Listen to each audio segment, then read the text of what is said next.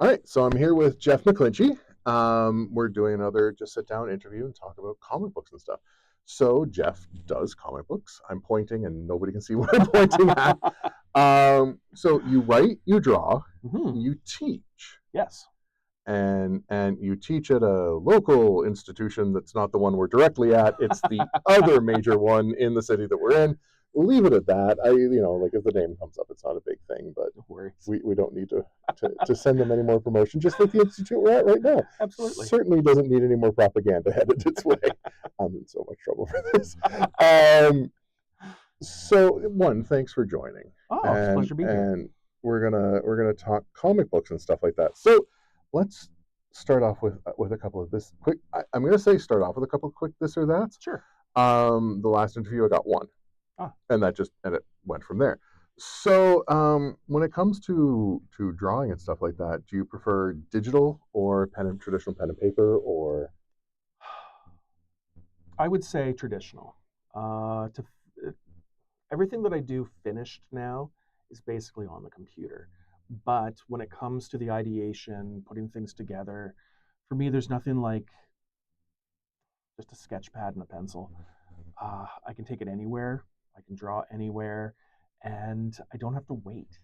I like the instant gratification of just grab the book when I have an idea and draw. I don't have to open the computer, open a program. Mm, Yeah. okay, very cool. Um, so you do both writing and penciling Yes. and art. Do you tend to go dialogue first or visual first? Oh, that's a really good question. And I say a really good question because I'm not sure. I have to think about it. Uh, I go plot first. Okay. Okay. So what I mean by this is I usually have some idea that's a hook. And a hook in itself isn't necessarily a story. So I explore that hook, and what I really try to reach for more than anything else is an ending. Because too many times I've started off with an idea and I try to work towards an ending, and I don't want to, have the hand of God come down to fix everything at the end. Hmm. So if I can go from the hook to the ending, I'm set.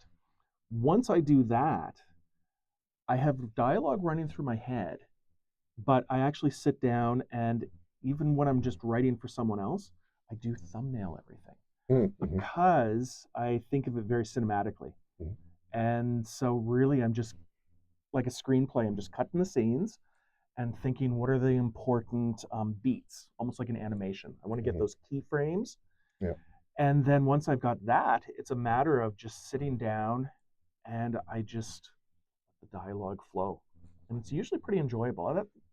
That's the thing is I wouldn't do it if I didn't like doing it. So And that's yeah. sort of the big thing about this. The amount of time and effort that goes Mhm. into a single comic book. I don't think people quite, Yeah. particularly when we look at um, the big guys. Yeah. The amount that they're churning out, that Marvel and stuff is churning out, you Yeah. sort of lose track as to how much effort goes into. But also indie comics and stuff like that. It's a much smaller team. Hmm. Sometimes you guys are, well, I'm writing, drawing, inking, Oh, absolutely. lettering, the whole thing. Whereas if you open up a Marvel or DC book, there's 14, 15 people involved in Yeah. this. So that makes it go a whole lot faster. Yeah. But even actually with the speed and trying to get things to market so quick, as opposed to, for example, if you were writing like prose fiction, when it comes to doing, um, different edits off of your work, you have this build with comic books that happens a little bit, but it doesn't stop. They could be in the inking and coloring phase, and editors and assistant editors could ask for changes. Really. So yeah, I hear a lot of the time where they think something is ready to go to print, but then they're going back and they're redrawing panels, etc. Oof. So there's kind of a little bit of mad chaos to get those done. So Hmm. at the same time that I appreciate having all the different people, one of the benefits of doing the indie work is you can schedule yourself a little bit easier. So yeah. Um, well, let's explore that next. Well, yeah, we'll do this and stuff. On the fun. How did you get into this? So what's the journey from I'm going to make the assumptions of a 7, 8 year old boy getting his first Yeah, comics to where we are now? yeah, Ooh, there's a good question. Sorry to interrupt. Before that yeah, thought process, do you remember your first comic? I do.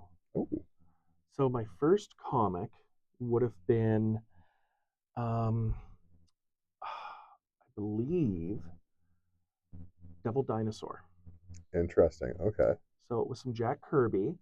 Uh, this would have been, actually, I don't have the dates down, but late 70s, early 80s. Mm-hmm. Things get a little fuzzy when I'm within the 3 to 6 years old range. Mm-hmm. But I was a big fan of monsters Mm-hmm. and especially Godzilla. So seeing Devil Dinosaur Yeah. was just like, oh. And then when there was the Godzilla comic, it was the same thing with it. Yeah. And then, of course, when I'm talking about the late 70s, Star Wars. So Oh, Star okay. Wars comics. And Like that Marvel's one, run on it. sorry? Marvel's run on it. Marvel's run on it. Yeah. So one of the earlier ones, I think it was Carmen Infantino. Mm. Maybe issue 16 might have been my first one of those. Okay. And that was just seeing, oh, there's more to it. And then I was Yeah. hooked. Okay. Yeah. Interesting. Sorry, just completely. Yeah. We just completed Western's run. We Oh, now have a complete Marvel Star nice. Wars run. We just picked up issue number 1, but we had everything beyond that. So you're talking issue 16. I'm like going through my head like, I think it's issue 16. It's got some sort of Imperial commander with weird glasses on the cover fighting with Luke with okay. swords. Okay. So you're getting into that. You're getting into the science fiction and but also Mm-hmm. like I think um the Marvel comic, the Marvel Star Wars, particularly being the one you brought up, Devil Dinosaur was an interesting trip.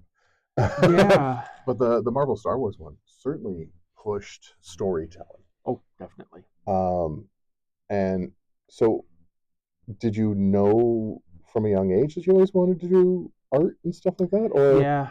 Uh, I was I was drawing so quick when I was little. I don't even know when that would have started.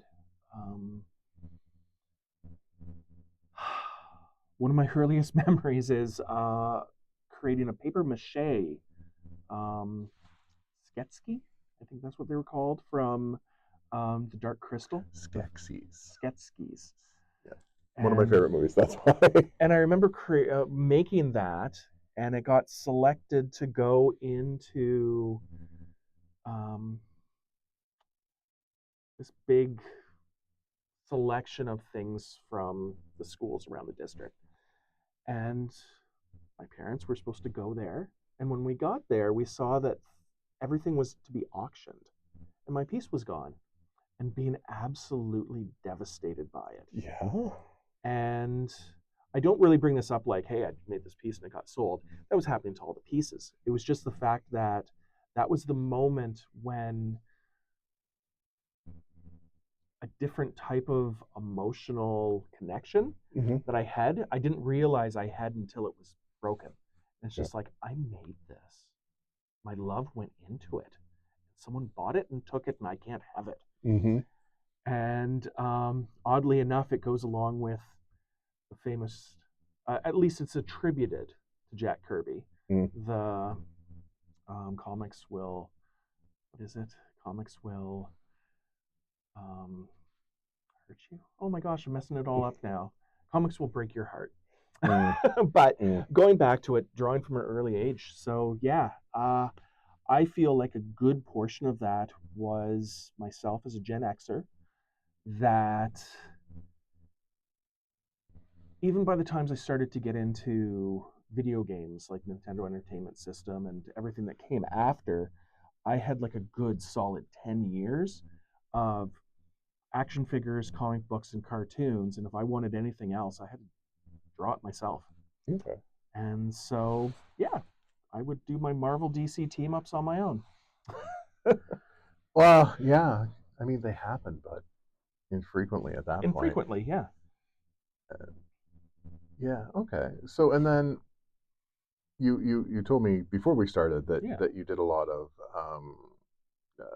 graphic work, Hmm. advertisement, things like that. So Yeah. so okay, about your comics. You did your first art piece. Did you go to college for art, Interestingly or enough, I first went to college for animation. oh, So I was accepted into Sheridan's classical animation program back in 1994. all That right. was an interest. That was a good year, except for Kurt Cobain. Uh, but nevertheless, um, yeah, and it was a blast. I made friends there that I still have to this day.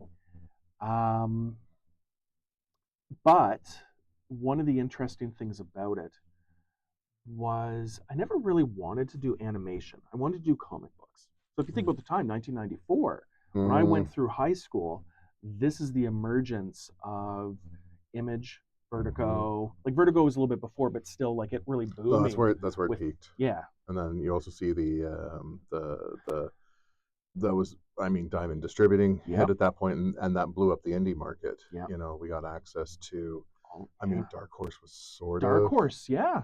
Oh, Dark uh, Horse was huge for me. but Image Yep, particularly, but with opening up Diamond Distributing, yeah, guys like Chaos. yeah. Valiant. For me, Valiant, very Hmm. much Valiant, and that would have been right around that time Yep, too. I was thinking more, even a little bit more indie, like Eastman's Kitchen Sink Press, absolutely. Yeah, which is one of the reasons why we have the Crow. yeah, You know, that blew up that scene, but it also opened up so many different art styles yeah. that we never. I don't think a lot of people sort of realize it, that aren't like you have. When did he start for Marvel? I mean, you know, his first X Men was Jim Jim Lee. Lee. But when he hit Marvel, Yep, they adapted to him. they did. That like he Yeah, became the Marvel style, and everybody was a variation of him. Like yep. even, you know, and once you start recognizing that, even Jim Starlin stuff, once you Oh start getting yeah. into that, all adapted around Jim Lee. Yep. It wasn't until you brought in McFarlane, like McFarlane tried at DC, and Yeah. they wouldn't let No. him. But when he hit Marvel, they let him get the freedom, and that was when you finally started to see some Yeah. stylistic changes. But you hit those indie guys, Yeah. and It it's was just all all over over. the place. So Yeah. for No. that being influential for you, I can completely see it. Yeah. It's like, So that's what I wanted to do. And at the time, trying to pick, well, where am I going to go to school, especially as a Canadian? mm, Um, I wasn't going to go to the Joe Kubert School in the States or anything like that. But I was able to get into the animation program, so that seemed close enough. The thing that's funny about it is that I enjoyed every aspect of it, except for one class in that first year, animation. mm, I hated animation class. I didn't want to draw the bouncing ball, the flour sack, the head twirl. I kind of just wanted to draw and mm, move on to the next drawing. And from there, there was actually a flyer up on the wall about a comic company that was starting in Hamilton. It was called Fever Dream Press, and I applied for it. cool. And I ended up getting a job. Now, the company never really went anywhere. I still have a bunch of the artwork at home, which is kind of nice. So this would have been during 95, 96. And what I did was, is at during that time, I had talked to them in admin about switching into just illustration. Mm, That just seemed to make more sense for me. Well, I took a year off, deferred, so mm, that I could do this comic thing. It went under, and then afterwards, I was going to do that again. And I had friends that had graduated from illustration by this point. mm. And I remember one of them in particular, don't know whatever happened to him. His name was Nigel. He came into the comic book store because at the time I was working at local comic book store, LA Moods, just to throw them something there. But he came in and he was asking me what I was up to. And I told him my plans. And he's like, no. He's like, don't take illustration. I'm like, why not take illustration? He goes, we're having so much trouble getting jobs. I'm going back to school. This was mid 90s. Yes, the Mac was a thing, but industry hadn't necessarily completely caught up yet. So the switchover was happening, and all my contemporaries that had gone to school for classical drawing couldn't get work because it's going to people that could use all the apps. And so Okay. he said at the time, he goes, Jeff, If you want to get work, you have to go into graphic design. Talked to my parents. They said, why are you going to Sheridan? You're originally going there for this. It's a lot of money. Couldn't you just go to our distinguished competition here in town? And we can name them. It's okay. Fanshawe exists. And I went, yeah, you're absolutely right. And then went there for 3 years. And one of my teachers recommended me to a large agency here in town. And then I spent 25 years of my life working in advertising, marketing, and communications. Very cool.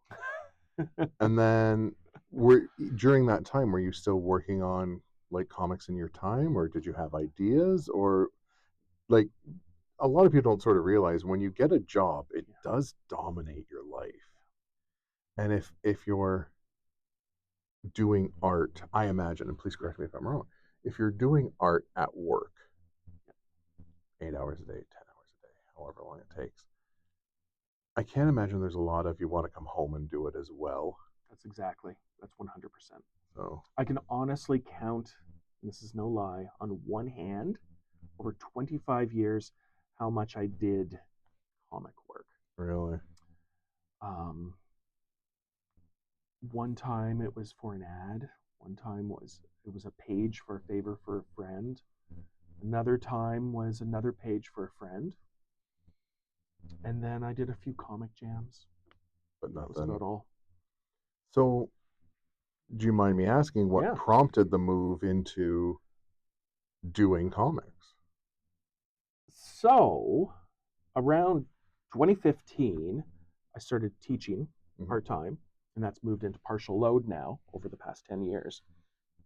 And during that time in 2019, the last agency that I was working with, they went under.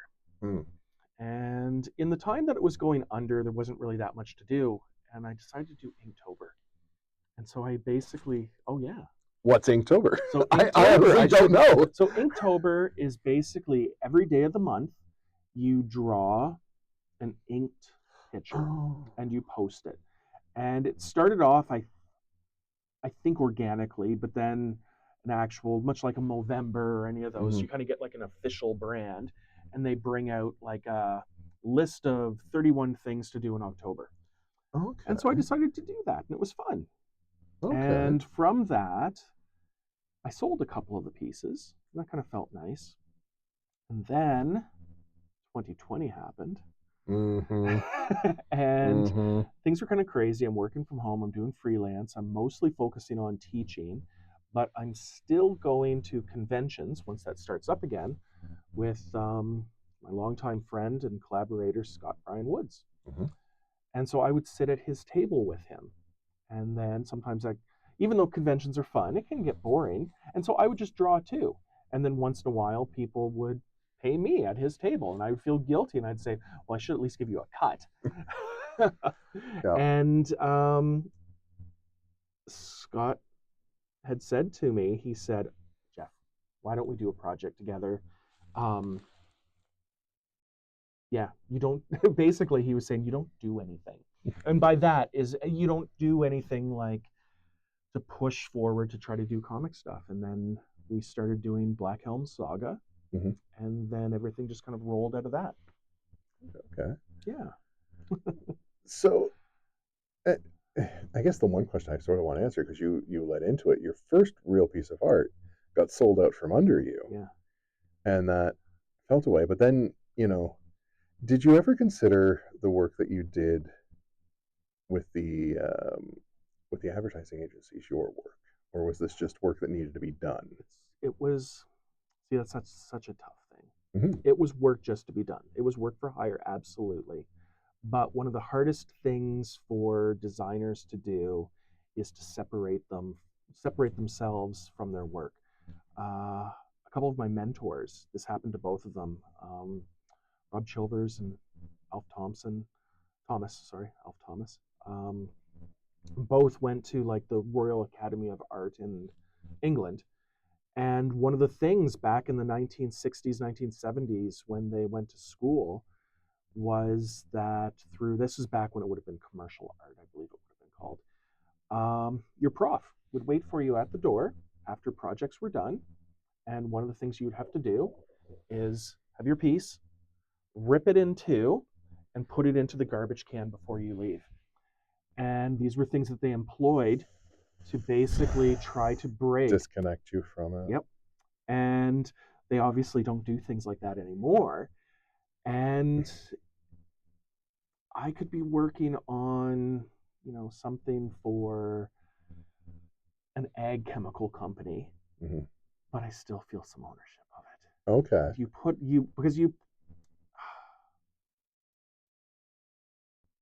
There's a love of the craft, Mm.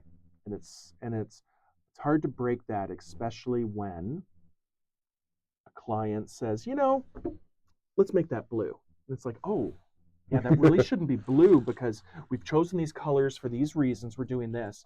But then the client will say, blue's my wife's favorite color. And then you do it for that reason, and you're just like, I can't win.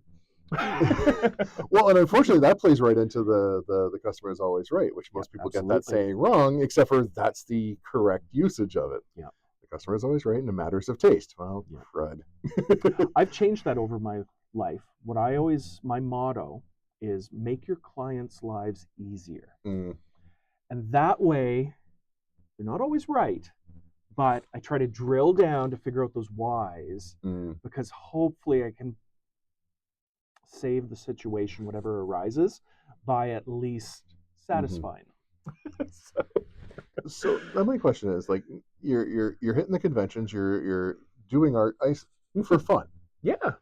drawing superheroes and other things. Now somebody wants to buy it. Yeah. How'd that go? That first one, if you remember. It feels good. Yeah. But then you have to let go of it too. You have to let go of it. I know that I mainly feel that with my original art. Mm-hmm. But at the exact same time, one of the things that happened really quickly was with my very first show, I just wanted my portfolio to be full. Mm.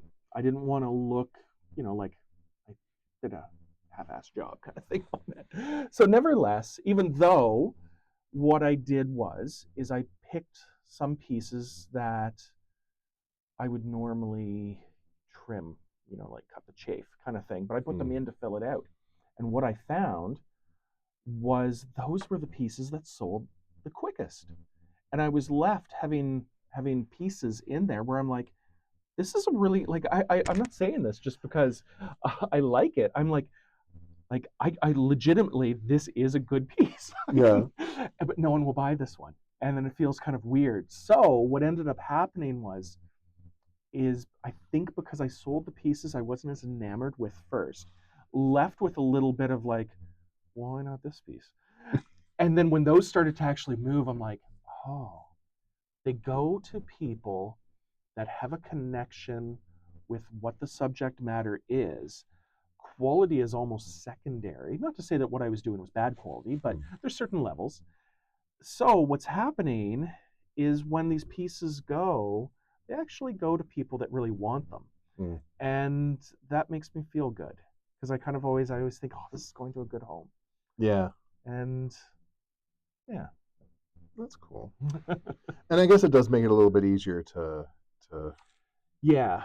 I have not got to, because, I'm a little fish, but I haven't got to the stage where I'm like, I got to draw like 10 Wolverines tonight so I can sell them at the con on the weekend. So I'm not at that part. I draw things when I want to draw things, and when they go to people that like them, it feels good. Good. And I guess it does make it a little bit easier on you. Yeah, absolutely. Letting go of it. Mm-hmm. So, all right, where to go from here?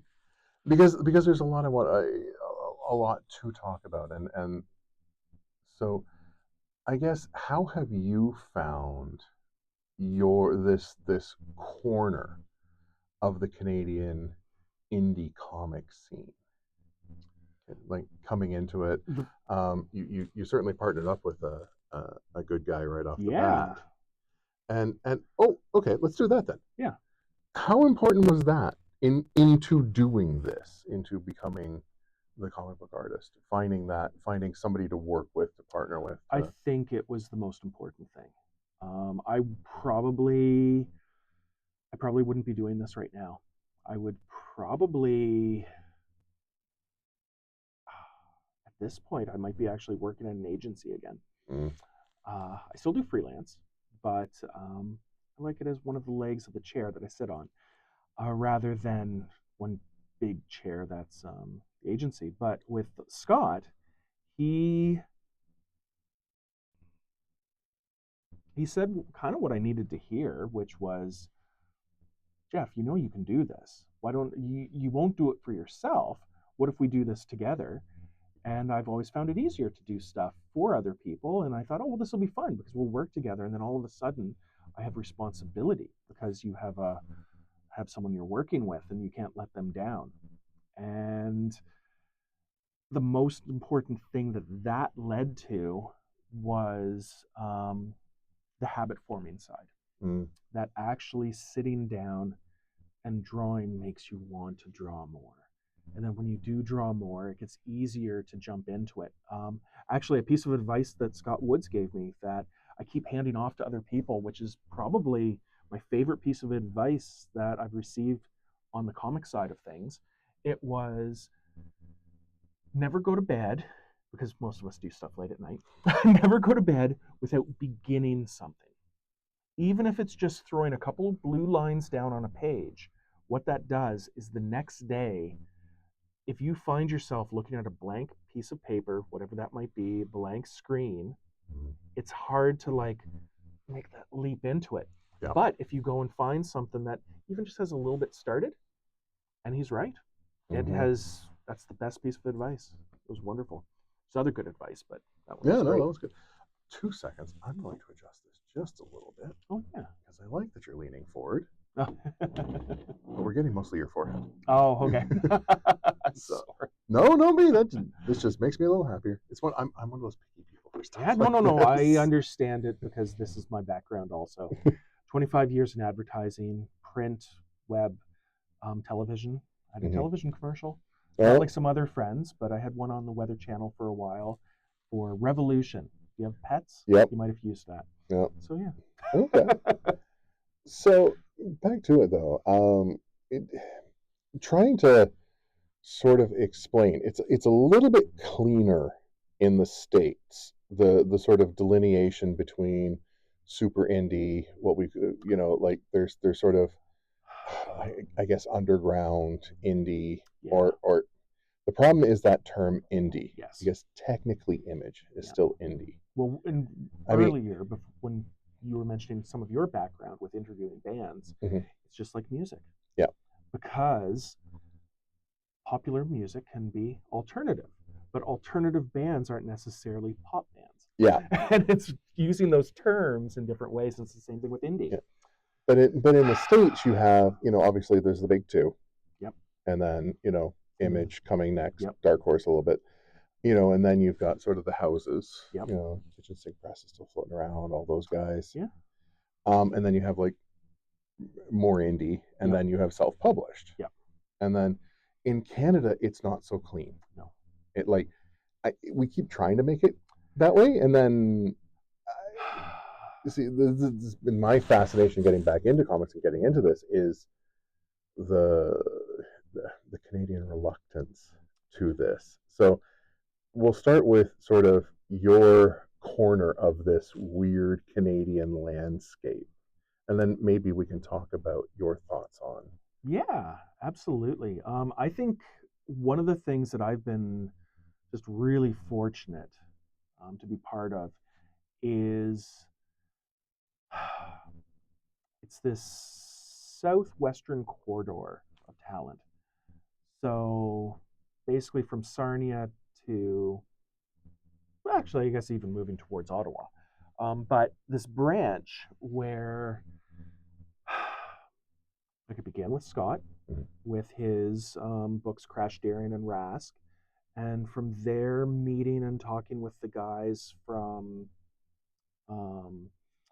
Group of Seven, Chris and Jason, and a lot of other creators like that, like Ricky Lima and John Berg, and them being so welcoming and just like, hey, let's grab dinner after the show and talk. and the support. And it's like, okay, we're all in this together. We band together and yeah, just kind of support each other. And that doesn't necessarily mean like job opportunities or stuff like that, which again, I go back to networking in the advertising industry. It is like Mad Men, just doesn't have the money anymore. But the networking is different. It's organic, it's friendly, it's camaraderie. And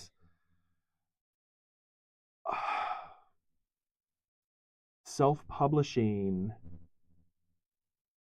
within the group um, is basically just built around making good product.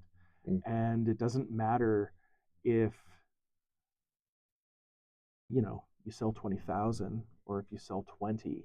It's that, hey, we're making this, we're doing this together, and we're Canadian comics. And then as we meet other people from further across Canada, it's nice to see that kind of it's drifting in there. I don't have enough experience with the States. I assume that there's same collectives like that, like Scott Brian Woods. He works with Power Pulp in the States, and they seem to be that way. But yeah, it's again, fortunate just to be welcomed by just great people. And it is a great group, and it's kind of been interesting to sort of peek the curtains back a little bit on that side. And it's not that it's a big secret. I think for the outsiders, for people like me, there is an almost imaginary divide of the table. So you go to conventions, there's me on one side, you on the other.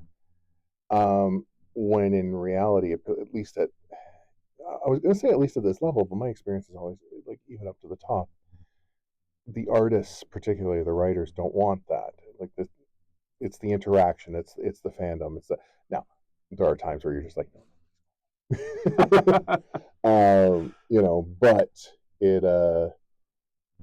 it seems that there's an artificial divide in that. Yeah, and you don't realize it until you're on the other side of the table.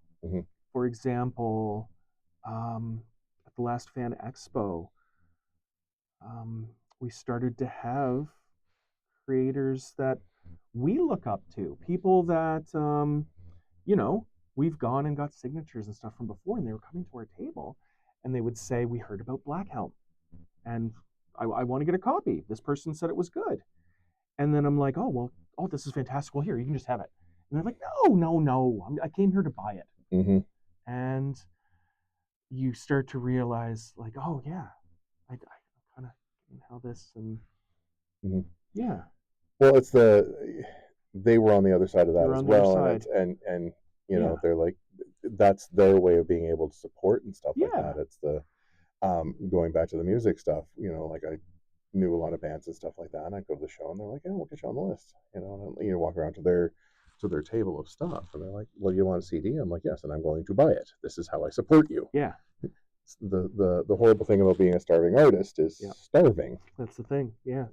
So, but like, I guess, can you give a little bit of insight or your thoughts into, this is a hard one to say, the Canadian comic book scene, because it is so weird. It is. The Canadian comic book scene is, this is a tough one to put into cohesive sentence, or at least a singular one. It's a good thing we don't have a limit on them. Exactly. Sorry. So, no. The thing that's nice about it is everyone is kind of doing whatever they want and seeing what sticks. I'm sure that happens in the States, but because of the sheer size of the industry in the States, and the fact that, like earlier, you talked about, like Marvel and DC being the big two, and there's people underneath, and you can do it as one big line, but then you can even kind of like with the indie kind of separate and kind of put like Drawn and Quarterly and what is it, First Second and Fantagraphics and different things kind of as this top tier of that. And because there's goals with it, it's very hard to climb the ladder within the indie without joining into that indie aesthetic. Now, things might have, like I said, things might have changed, but if you weren't doing like an 8-ball hate Acme Novelty Library type thing, Mm-hmm. and you were doing something fantasy or God forbid superheroes, We'll get to that. okay, We'll get to that. you might be out of that. Mm-hmm. But here in Canada, what I've experienced so far is the lack of gatekeeping. Mm-hmm. So gatekeeping within the indie community that's like, oh, let me pull you aside. I know that you like drawing these superheroes, but you know, it's not really going to work for us. That kind of thing. Mm-hmm. That doesn't Mm-hmm. happen.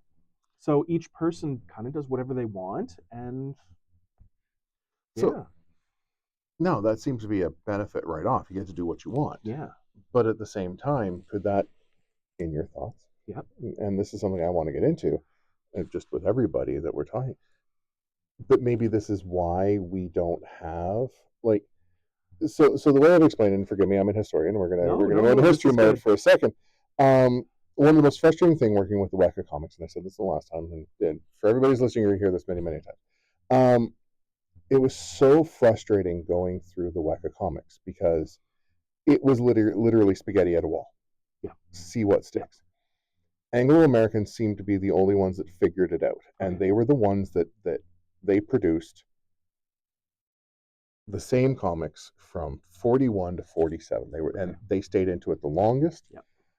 Freelance was freelance from issue 1 to I can't remember the last issue in 1947. They figured it out. You look at Bell Features, also from Toronto, the biggest out of the 4, and God, the comics were painful. Yeah. To me, the biggest problem out of it, you have Adrian Dingle doing Nelvana of the Northern Lights. He also had another character, which is apparently maybe making a revive. Maybe he was originally called the Penguin, and then when Weka started to loosen up and they were hoping to go down to the States, there was already a Penguin in Detective Comics. So I believe they called him the Blue Crow or the Blue Magpie, something like that. And he was a Batman type character. He was a rich guy who decided to fight crime, except for he was in a full tuxedo with now what would be a rubber penguin head. But it was Adrian Dingle's art. And if you don't know who he was, he started off when the Canadian comic book industry collapsed. He never touched comic books again and went back to fine art and was actually part of the new group of 7. Okay. Very incredibly talented artist. He's doing this amazing work. But Nelvana was tonally inconsistent. Yeah. Sometimes it was a superhero, sometimes it was science fiction. Yeah. But then you'd have a Nelvana story, followed by how to whittle a turtle, followed by a cartoon, and it's so incredibly frustrating. So from an outsider, and maybe I'm finding with that lack of cohesive direction in the Canadian comic book, everybody's doing amazing stuff, but there's no cohesion, there's no direction. So I think you nailed it directly with that. Myself, I still feel like an outsider, but that's part of being an artist anyway. But nevertheless, there is the separation of, and I'm going to use the old term for graphic design, commercial art. There's a separation between fine art and commercial art. Fine art can be done for any reason. Fine art could be done just for the sake of making. The big difference between commercial and fine art is, even though fine art can do this, you can do this to be designed in a certain way for certain objectives, but it doesn't have to be. Commercial art always has to be. And at the end of the day, with commercial art, there's some sort of objective that's leading towards something to profit a client in some way, whether it's awareness, actual money, or whatever that might be.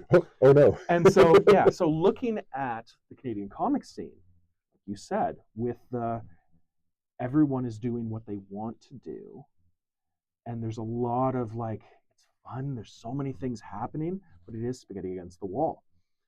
It is that lack of thinking about it as like a product, which is good. But at the same time, if you look at comics history, there's a reason why trends happen the way they do. They happen because people see that it was profitable. So with that, I would never begrudge anyone of not doing what they like to do. But it seems to me, just kind of like watching and looking around, it's the individuals that find their niche. Mm-hmm. So finding basically the people that like what they do. And without that audience, you're an audience of one. And so far, I think everyone's doing well with that. But like you said, it is spaghetti against the wall. So even myself, I know when I work on things, kind of moving forward, more things that I have planned to do in like the coming year, I still want to do what I want to do, but I will pick some of the choices that are a little less esoteric, kind of like that kind of thing. Mm-hmm. Yeah. Do you think, and I apologize for sort of delving into the business sort of side Yeah. of it, or the business culture, Yep. but it seems to be the way the conversation's going. So Yeah. we'll hang in here for a little bit. Do you think that with the people that you've hung out with, sorry, from the academic side, we call it the University of the 401. Yep. It seems to be the same thing in the comic book, Yeah. and it makes sense. That's Yeah, where our makes sense. population centers are. Yeah. That's where it makes it easy. Is there a resistance or lack of desire to forming, because like there is Raid Press, there's a couple of these guys, but there doesn't, like, they're a loose collection. Yeah. There doesn't seem to be the desire to even form something like Image, which Image is just a umbrella. Like to be honest, that has surprised me to a certain extent. That because the Image's format is very different from anyone else's. Mm-hmm. Like it's a label, but it's almost like being certified organic or something. Yeah. That they are that if you get under the label, basically they've decided that your work is good enough. It can go within here. It's a nice curated, selection, rather Mm-hmm. than a house that's built saying, okay, this fall we need more of this. Now, Mm-hmm. I'm sure they pick people for those reasons, but at the same time, it's run very differently from Marvel or DC, Mm-hmm. the traditional method. So yeah, here in Canada with something like Raid, they do. They've got like their studio together. They do this. They do some collected anthologies. They do that kind of stuff. But yeah, they're that one step away from doing it, and I don't know why. And they might have actually very good reasons why. Probably financially. That's usually the best reason. Unfortunately, Canada has a lower population. Yeah. So that does limit it. But I don't think that that's a complete starter. But then, going through the history, I don't know how much you paid. I'm still sort of piecing this all together and stuff. But like, so like Weka falls apart, whatever. Yep. And then it was nothing but American reprints up until 75. Yep. Well, okay. There's people who are going to call me on this. So okay, I gotta get pedantic about this, because you have Andromeda Press and the guys from the Snail forming in 72. Yeah. But they were like indie. Yeah, indie. That's the thing. But then you get Comely Comics in 75. Yeah. And they run for. They go to newsstands. That's a big deal. But then they fell apart. Yeah. And then we flash forward to, I want to say, and my dates aren't 100% on this, around 2015, you see Chapter House. Yeah. And Chapter House does some cool things. Not only do they pick up some of the, like, the rebrand Captain Canuck, Freelance is brought in at that point, which is sort of the Golden Age guy, but not really. Yeah. Running quarterly. They're Canadian. They are, but they are like. But they're kind of. They are fiercely indie comics, very absolutely. much the same way indie music is indie music. Exactly. But like it seemed like Chapter House Comics wanted to be the same as the big two, or even like a Dark Horse era. And every time I try to, like, I haven't really delved into it, but there is some conversation about what Chapter House did and how they fell apart. Yeah. But so from talking to you guys, there doesn't, and maybe this is just the artists are doing the art and being happy with the art. But then again, like you look back in the day, like I guess sorry, Stan and Jack were an artist and a writer, Yeah, but they made they're architects. yeah. Yeah. DC, on the other hand, was a couple of business people who Yeah. did it. But it doesn't seem like we have that here in Canada. Or am I completely No, I wrong? think no, I think you are right. And what are your thoughts on that? I think it's the disconnect. Because even with DC, you still had like Julie Swartz, and you had different people that did have like a guiding creative, like whether people liked it or not. Because I know that some of these individuals are, yeah, touchy subjects, but nevertheless, there was that creative force. And I found with some of them here, like with Cumley, it was kind of one direction. Mm-hmm. Then with something like Chapter House, I don't know if it's just too much on the business side and is lacking, like Stan. Mm-hmm. Stan and Jack, like Stan specifically, was thrown the reins, basically said, "Hey, this is a last hurrah. Do whatever you want." The guy was going to quit comics, and he was basically handed on a platter this golden ticket, and boy, did him and Jack not drop the ball. Yeah. I'm mixing metaphors, but you know. No. And then yeah, and DC just had the power of momentum because Superman and Batman still continued to sell. Yeah. So they were like that's the big thing that DC's always had with it is those two particular unstoppable objects. And the thing that's so funny is when people do try to divide up the Golden Age from the Silver Age, they conveniently never like to talk about Superman and Batman because it doesn't fit so nicely into Fantastic Four and Barry Allen and the romance comics, etc. Yeah, and this has been for my work, and I'm going to do a couple of videos on it on my own thing about it. But it's people are starting to bring in the Platinum Age, which just drives me up the wall. That's the pre-Superman stuff, like and that sort of argument because there were superheroes and stuff pre-Superman, but really, July 1939 was the start of the Golden Age. Yeah, but then where does the Golden Age stop? That's the thing. And for me, it's when, and I understand your comment about Superman, Batman, even Wonder Woman to an extent. Oh yeah, Wonder Woman and Captain America. Yep. Yeah. A bit. He came back a bit. It doesn't make it a nice little narrative, but for the vast majority, superhero comics collapsed. Yeah. And to me, that's the end of the Golden Age, particularly, and we could call it the Golden Age of superheroes. Then you get this sort of nebulous 10-year period, which we could call the Comic Code. Yeah, I always think of it as it's the Comic Code version of Pulp Fiction. Because Pulp Fiction, before the Golden Age, it was no holds barred. Things all across the map, but the Comics Code.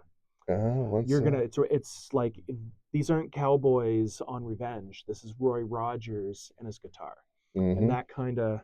Well, just watching the shift in horror comics from pre-code to post-code is a dramatic thing, and and again, it doesn't make for a nice division because you've got particularly on the DC side, well, only the DC side at this point, because Fawcett fell apart. E.C. Henry certainly wasn't doing anything at that point. Like Charleston, they were all doing science fiction or, well, barely science fiction. Sorry, forgive me. True crime, romance, and horror were what there was. Yeah. But 56 is when you get Green Lantern, Hal Jordan introduced. Barry Allen. Yep. Barry Allen. Yeah. Yep. Barry Allen. Wally West came after. Barry Allen was first. Was pre-60s, 58. I'm not exactly sure. Yeah, Showcase 6. I know that part, I think. So they fall into this nebulous period, but they were never. Yeah. And then, the argument can be, and I'll make a case for it. Fantastic Four #1 is the start of the Silver Age. Yeah. Because they reinvigorated the superheroes. That's what I think is the most important thing. And along with that reinvigoration came from stepping off of Olympus and into the New York streets. It's you're gonna piss off the DC fans. We'll get to that, but you touched on that analogy, but I agree 100%. Yeah, well, and the thing is I love DC. There's so much stuff I like. All those early cartoons that I was watching weren't the 60s cut and paste Marvel ones, other than Spidey. Spidey you had to love. But it was Super Friends. It was Mm-hmm. Challenge of the Super Friends. It was Superpowers that would come after. It was all that kind of stuff. But the thing is they're all millionaires. They're all like godly. Mm-hmm. But the Fantastic Four, and I know that I'm just saying what many people have said before me, but they're the family. Parker's the kid. Like the Hulk's a bad guy, really, Mm-hmm. at first, and Bruce Banner's on the run, with like his teenage sidekick. Yeah, Rick Jones is always that's a case study of Yeah. just, The Avengers were jerks. they were. And it wasn't until and even when you get into the quartet, that was one of the things that made them cool. Like on paper, it looks like you're going to destroy the comic, but they were, I don't know, at least for me, like they're such a motley crew that made it fun and interesting. And that was sort of the thing, because like the Avengers was just stealing the format off of the Justice League and Justice Society. This has been done before. Justice League was formed because DC had a bunch of characters that weren't selling all that well, but if we throw Superman, Batman in the title, even if they don't show up for the entire comic book, it's going to sell. And it did. And the Avengers were just following the format. But as you alluded to, and I said you're going to get in trouble, the adage is DC is gods among men. Marvel is men among gods. And people get really frustrated with that, but I think it's a good adage, because Marvel has always focused on the street level stories, even for cosmic heroes, and things that you can really relate to. It's hard to relate to Clark and Lois even just in the newsroom, but it's easy to relate to those initial Avengers all fighting with each other and arguing. The Justice League were the super friends. The Avengers weren't necessarily friends. No, they were sort of thrown into it, and it's not to say that one's better or worse. It's just where you're coming from that perspective. And then, so like, and I find it interesting, just to circle back to the Canadian stuff. You had Chapter House try, but it just doesn't. It didn't. It almost felt forced, I guess. Yeah, and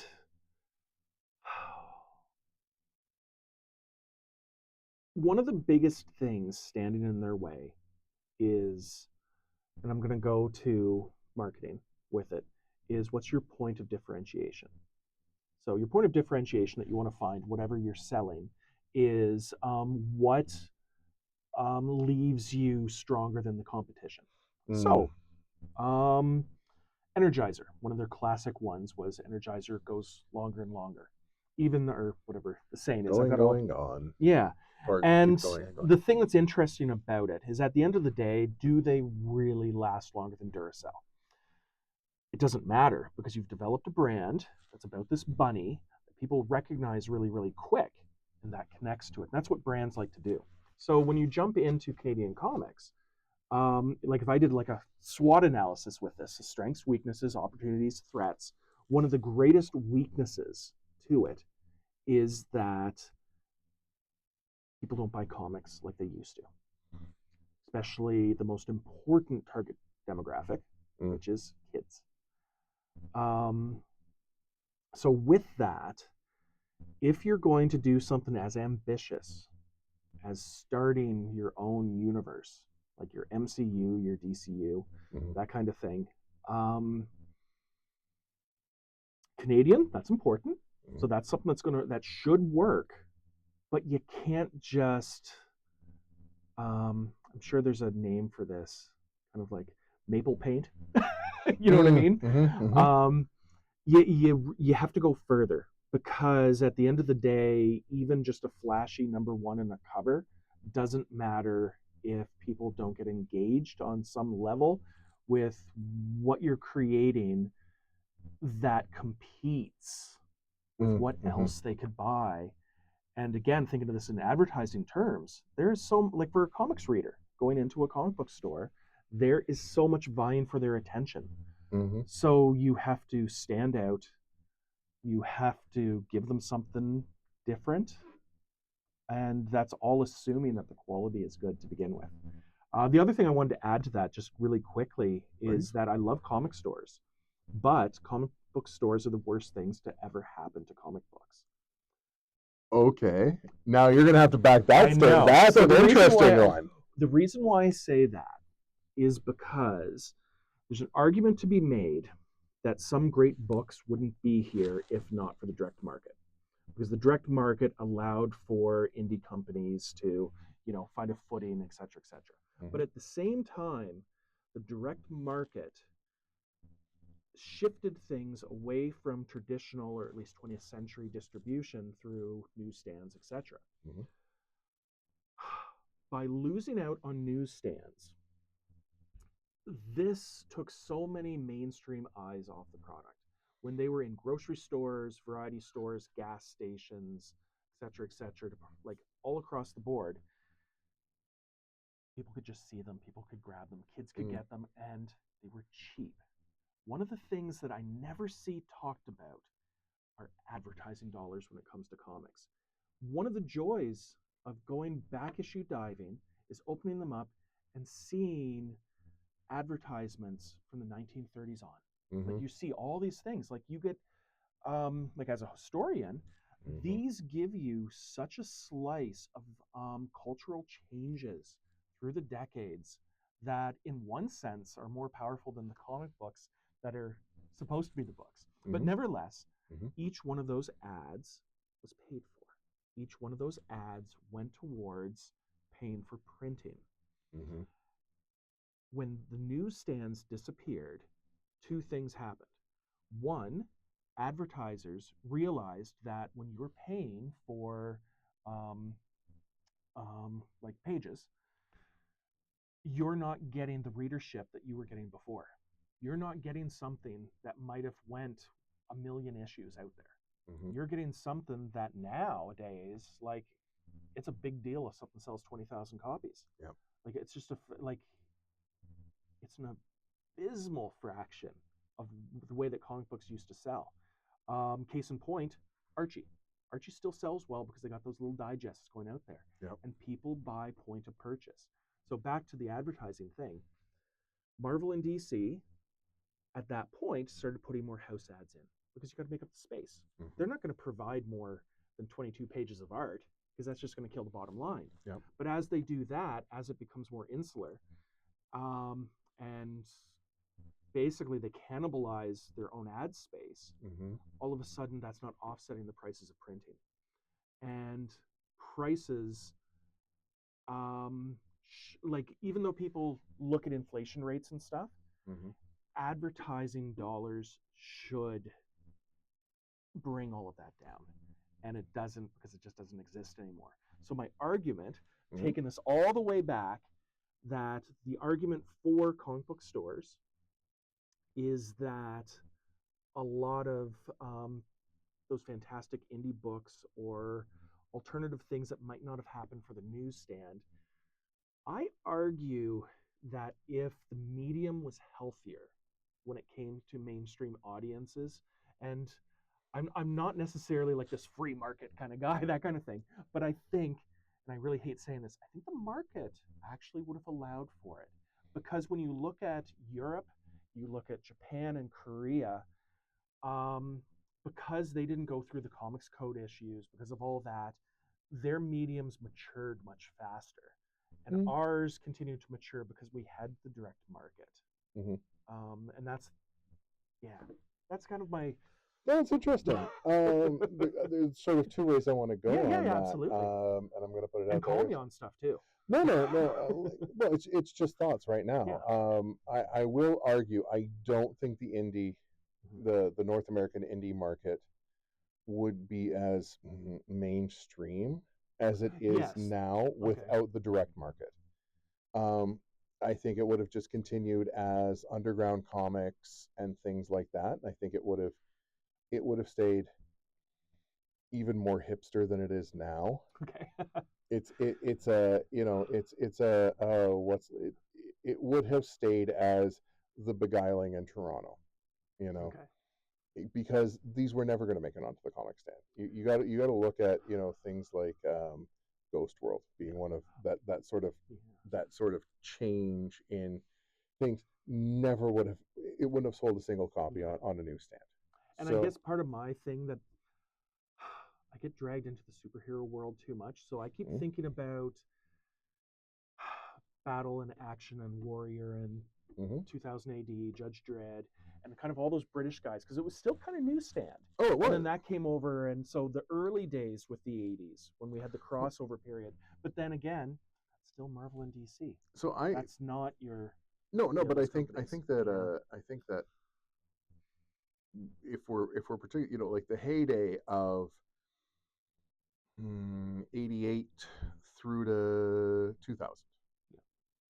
That was that perfect hybrid of you could still walk into a store and you could walk into a Shoppers Drug Mart or a Max and pick it up, but you also had the comic book store that allowed for people to find and it needed it. But I think but the other thing I want to say, and I'm just going to touch on it and then we'll come back to it because I want to keep going down this route, is you're also making an argument for a model, for a business model. Yeah, and actually I realized that a term that I used, which was actually really poor of me, it's not the comic store that I should have said, the direct market.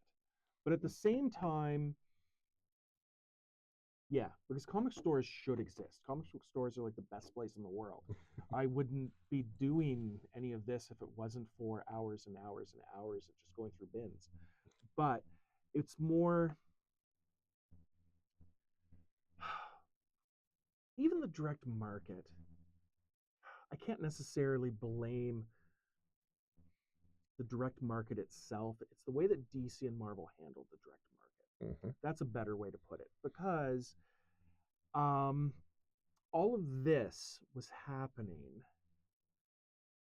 when Maybelline and all these other places are taking over. Combine that with the distributor wars, combine that with the image bubble. Well, I was going to say, when we're talking about the distributing, Marvel and DC are actually a symptom. It was Image Comics that created the disease. Yeah. And it's kind of one of those funny things. Is Image, again, I think, is one of the best things to happen to comics, but you can't deny that the Image bubble left some profound damage that took a decade. Well, I don't think it's even back. Yeah. No, I don't. And the worst part is, just for me, like, there's two sort of sides to the image bubble damage. Yeah. The first one is the behind the scenes thing. Yeah. The dear God, within the first 3 years, there was so much promised and there was so little delivered. Yeah. One of my favorite ones is Mark Silvestri's Cyberforce. Yep. Issue 1 was 18 months late. Yeah. And then another 6 months for issue 2. And nobody cared at the time. No. But the amount of damage that did to retailers and oh my gosh, yeah. and timelines and things like that, it now, and I would argue that led to Diamond Distributing tightening up their you have to have it by this time. We can't keep doing this, which caused problems, particularly for not the big two.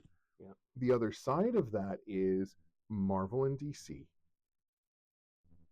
had invested so much, put so much of their identity into their artists, that when these guys left, it shattered them.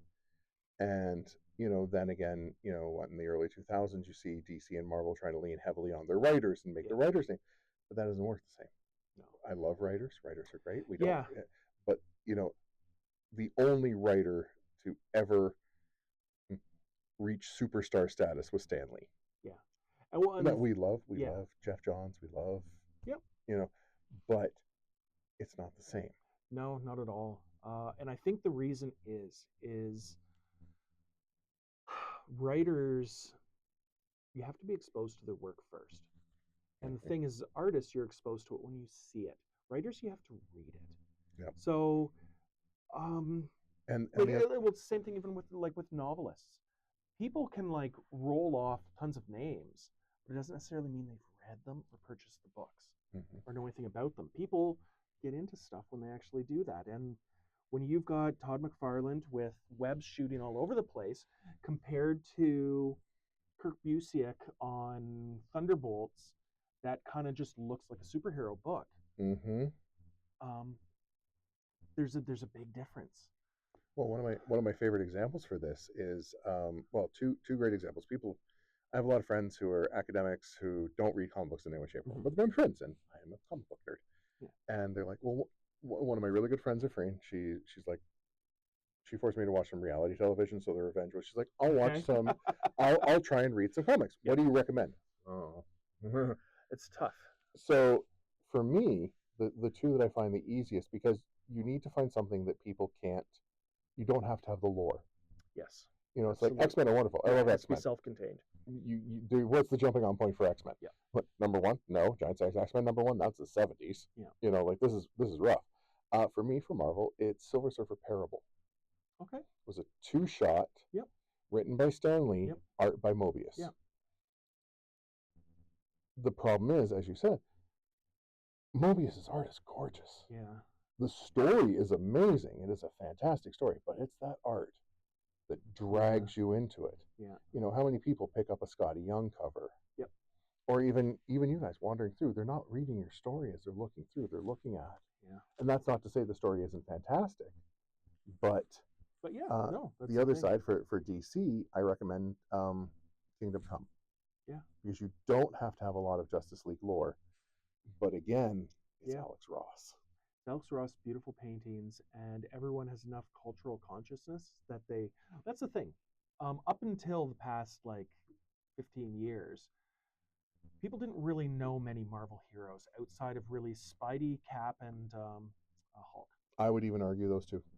Just Spidey. Yeah, good point. Because I'm older. I'm remembering the late 70s, early 80s, but yeah, Spidey. X-Men would be the other one that I would put up there just because of the cartoon. Oh, because of the cartoon, you're right. And the movies. And that did do well. But the other ones, no, you're 100% correct. Whereas Superman, Batman, Wonder Woman are cultural icons. They are a modern mythology. Yeah. But so my question is for you. Well, no, but sorry. Yeah, I'm trying to remember what our path was. One of the things I did want to talk about though was you're talking about potentially a business model for any Canadian entrepreneur who wants to put some money in. It's not like Western's big on entrepreneurship or anything. Getting the comic books back, because Diamond's done. Yeah. And the whole comic book scene now is trying to figure out life. Like, it's hilarious that Marvel and DC have gone back to the way they did it in the 70s, which is essentially direct marketing. Yeah.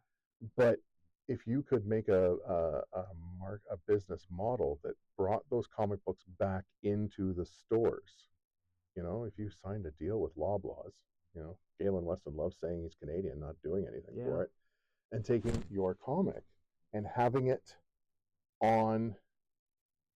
in the aisle. You know, the same spot as you're heading to the checkout where the Snickers bar is, because that's what sold them back in the day. Yeah, that's the thing. Am I horrible? It is such a tough one.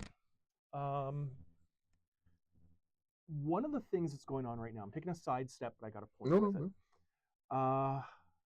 And hopefully I'm not wrong with this information because I'm taking it from a source that I do trust.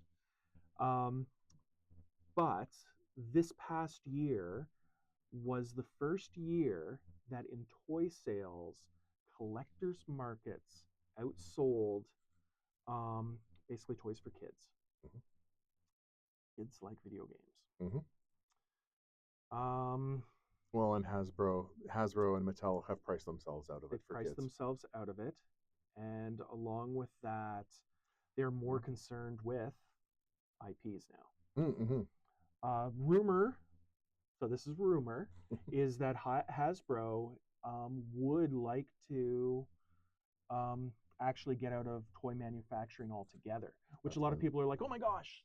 And it's like, no. What that means is other people would manufacture them for them. And what they would do is they'd be an IP holder. Yeah. Like in music, they'd be the, what's that company called? They stole the name, at least I think they stole the name from Storm Thurgood, Hypnosis. Mm. But nevertheless, back to comic books now. there's generations of kids that didn't go to the variety store with $5 in their pocket to get a comic, a candy bar, and some other junk. You know what I mean? Mm-hmm. And I say junk in a positive way because I love my junk. Oh, yeah. And because of that, that grassroots is kind of missing. Mm-hmm. And just like sports, you can't just like go into a town and say you're a soccer town now. You have to, develop kids leagues and all that 1st. Mm-hmm. So with comics, that's kind of missing. The one thing that did step in is Scholastic and stuff like that, Mm-hmm. where you get like Raina's books, and I never pronounce her name right. Raina Telmagyr? Oh, Telman. Okay, you'll look it up later and you'll correct me. But there's a bunch of people that do that. Mm-hmm. What they've done is, and Jeff Smith followed very smartly with Bone, presenting the books in digest size, really manga size, and kids have gotten into that. So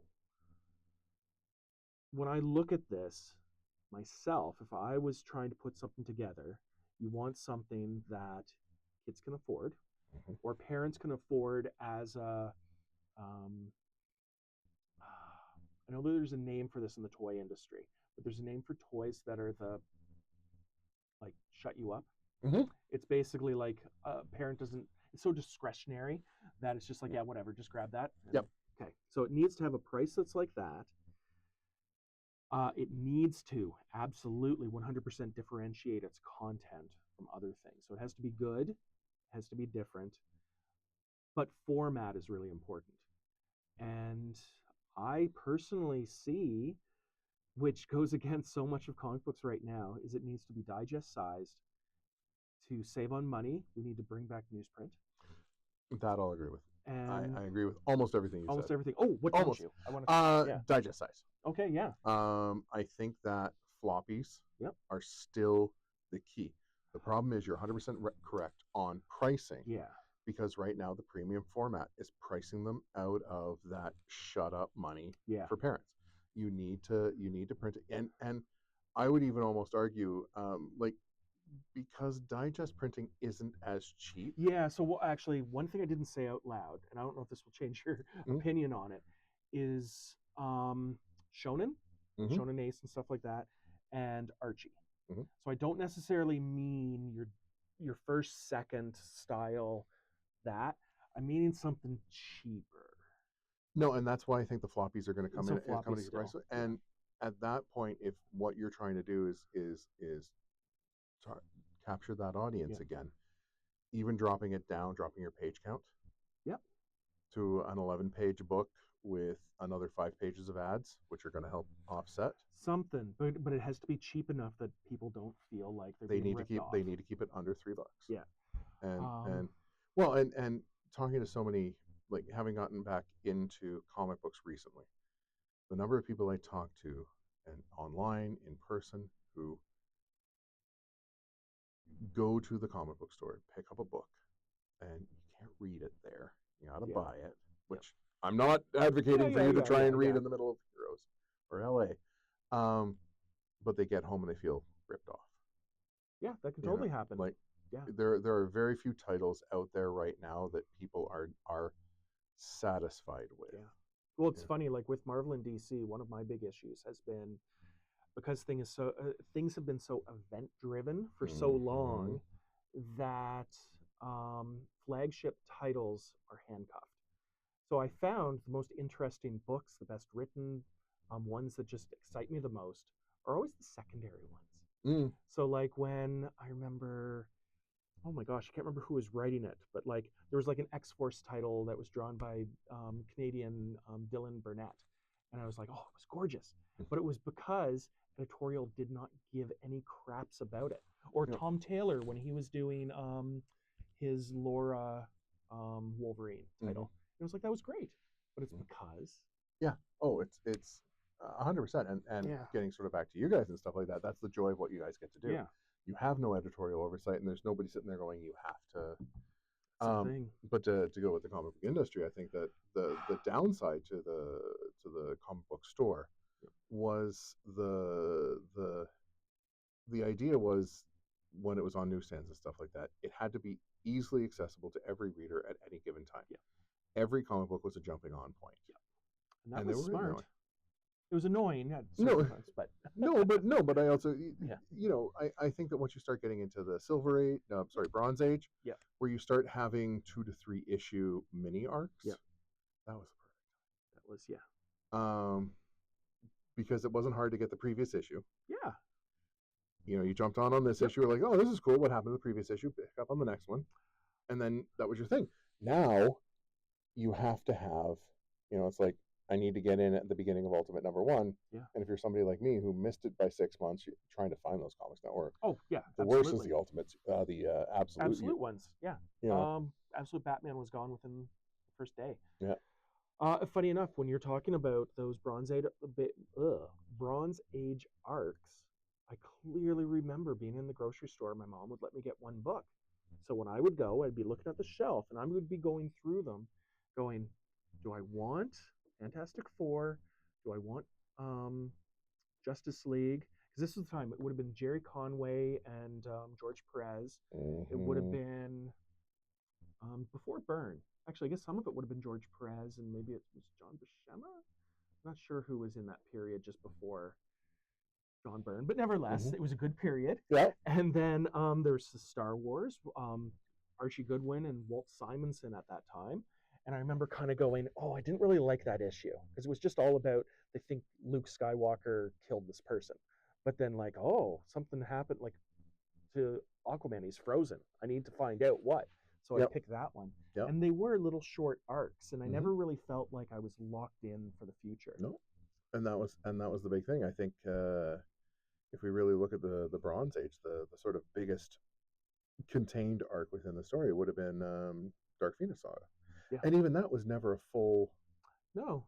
There were individual issues with individual stories that happened to link together. It Yeah. wasn't until the last 3 issues that it was a. That's exactly. You know, so I think that, you know, look, I think there's a lot of ways that the comic book industry can adapt. I have a funny one for you. Please. Something that I've been thinking about is because something that I do teach is I teach typography, and typography is very important. And so a good letterer is so important with that. But on top of it being a good letterer, there's things that are just inherent to typefaces, their readability, what they say, etc., etc. And we like to read what we're used to. So when I'm going back a little bit to that manga format, one thing that I personally think, even though there's generations of letterers that letter in one style, for a company to stand out and attract children, or at least younger generations, if you actually look at the lettering from like any manga book, compare that to North American, there's certain little things that signal, and I've heard it from kids many times in the stores, like, oh, those are like old people books, that kind of thing. Interesting. And so it might seem like the littlest thing and not that important, but I can't help but think it's something that should be experimented with, just to see what happens, or at least focus grouped or that kind of. I know I'm bringing in kind of marketing background, but this is what we need to be doing. This is what the industry is doing, and certainly as a historian, it's weird because even Marvel and DC, the big two, they haven't really done focus group stuff. There was the Marvel style, and it was a take it or leave it. Oh yeah. DC was like, we have Batman and Superman, you're going to show up, and take it or leave it. You know, well, okay. To be fair, the one time DC essentially tried to do something focus group, it backfired on them so much, and they got so mad at their fans, and that'd be Jason Todd. Oh yeah. You know, it's like they knew that Jason Todd was not popular, so we're going to open up a 1-900 line, and we're going to either send him off to the sunset or kill him. And they expected everybody to say send him off to the sunset. Overall, it was like 80% kill him. Yeah. And they got mad, so they, you know, gave it to Alan Moore. Yeah. Alan, can you please traumatize our readers for us? Yeah, exactly. You know, like they've never really done that. They've never, and I think that you know, if the Canadian comic book side of things is to Flourish and stuff like that, bringing in some of that marketing. Well, and that's the thing with it. And it doesn't have to be like they're scary words. Marketing. It is scary. But the thing is well, research. Mhm. Research doesn't have to be about lowest common denominator. It isn't necessarily always about we've got a new toothpaste. We want the most people possible to have this. So what's the one flavor they can agree upon? And you end up getting something that's good, but never great Mm-hmm. because it's made to satisfy too many. Marketing doesn't have to be that way. What you do is you research and you find out about things and you get to play with it because ultimately, well, Apple computers. Apple computers control a lot of the world. Maybe it's too much power, but at the same time, they do make really quality. Um, See, I don't even want to say computers because they don't make quality computers. They make quality products. They make a quality ecosphere. Ecosphere, that's good. I like that. It just so happens there's this one TED talk I remember watching, and the person switched the Y around and ended it without, I'm just paraphrasing, but ended it with Apple, we just so happen to make a computer. Would you like to buy one? Mm-hmm. And that's why they make things that are really good. So you can do good things with market research. Oh. It doesn't mean that you're going to create a soulless product that, that you yourself can't love. Well, and I think that if we're talking about the comic book industry, it's almost antithetical to think that you're going to create. Now, are there soulless comics? 100%. We've all seen them. I keep bringing it up to everybody. I was so excited when I got back into comics.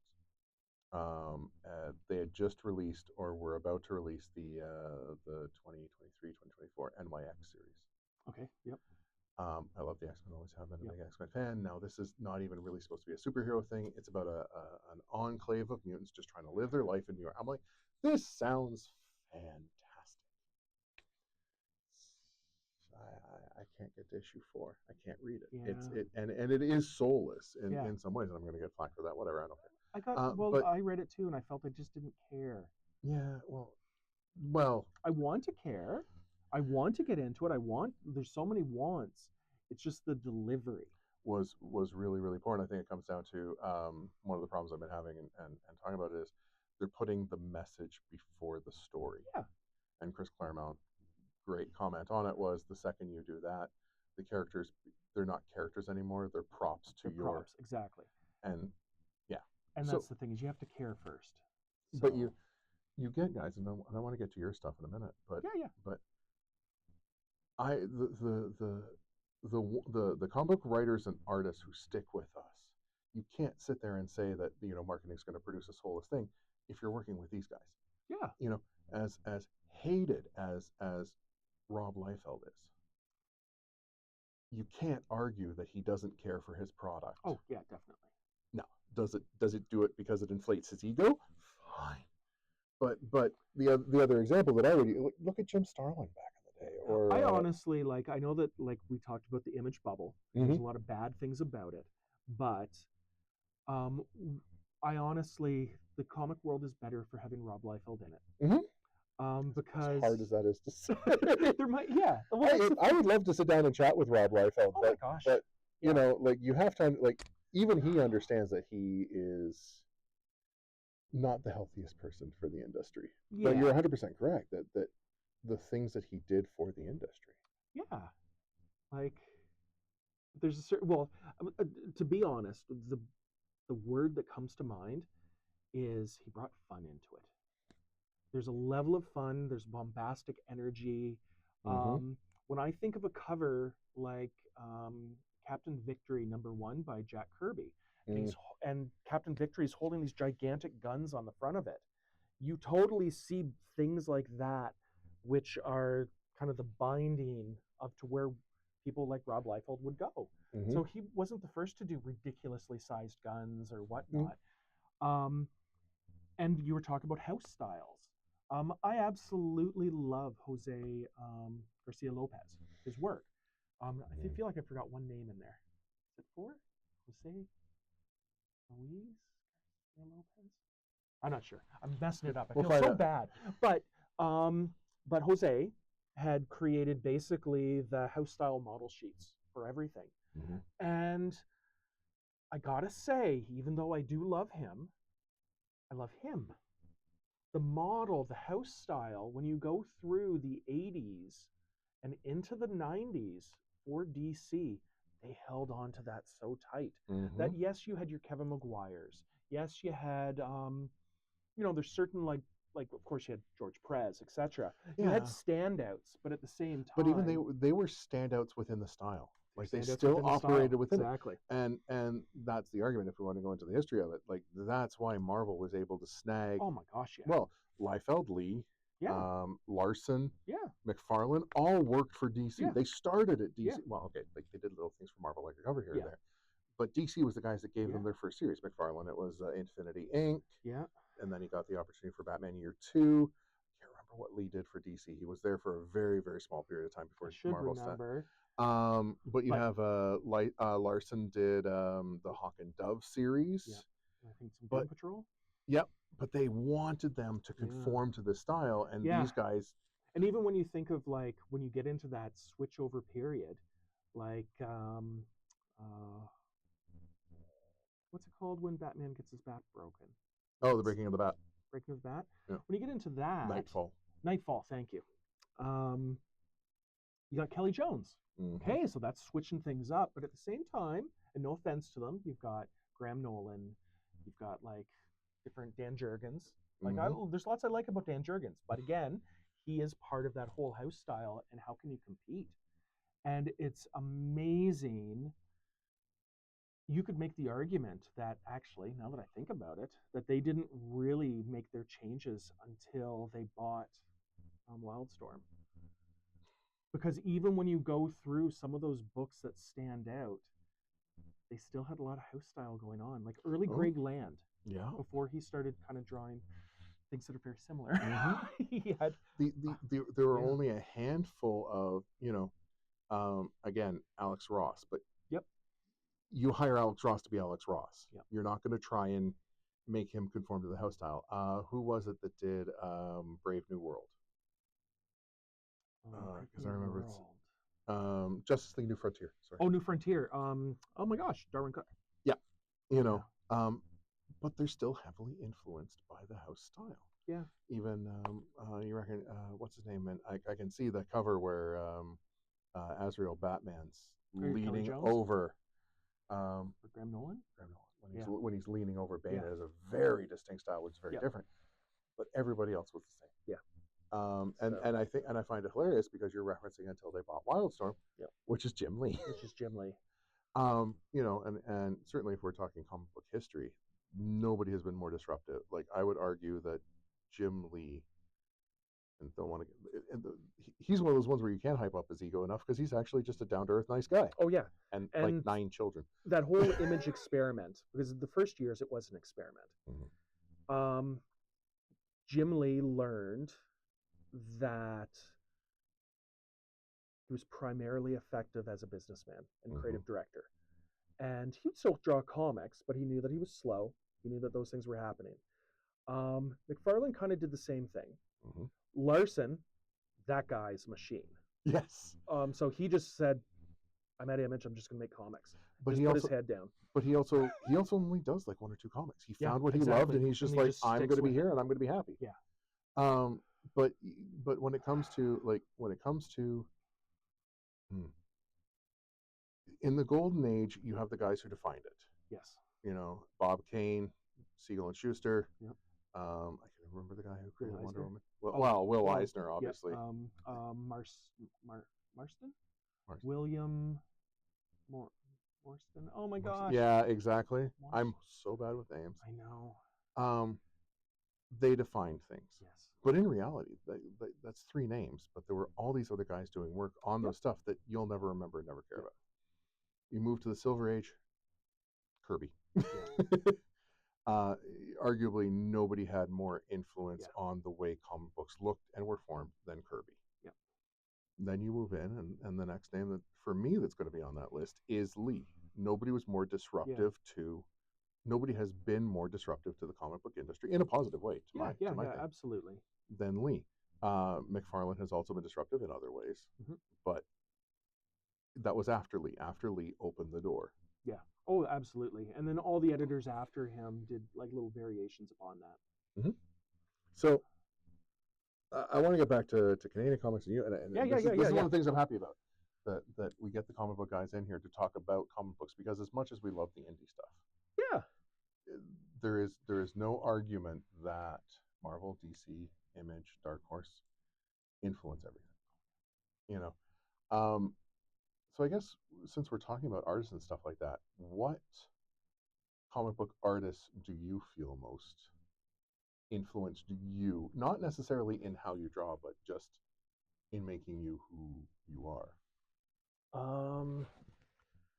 It's a pile, Mhm. and they're all just aspects to the way that I create. The first one that pops into mind is Brian Michael Bendis, Ooh.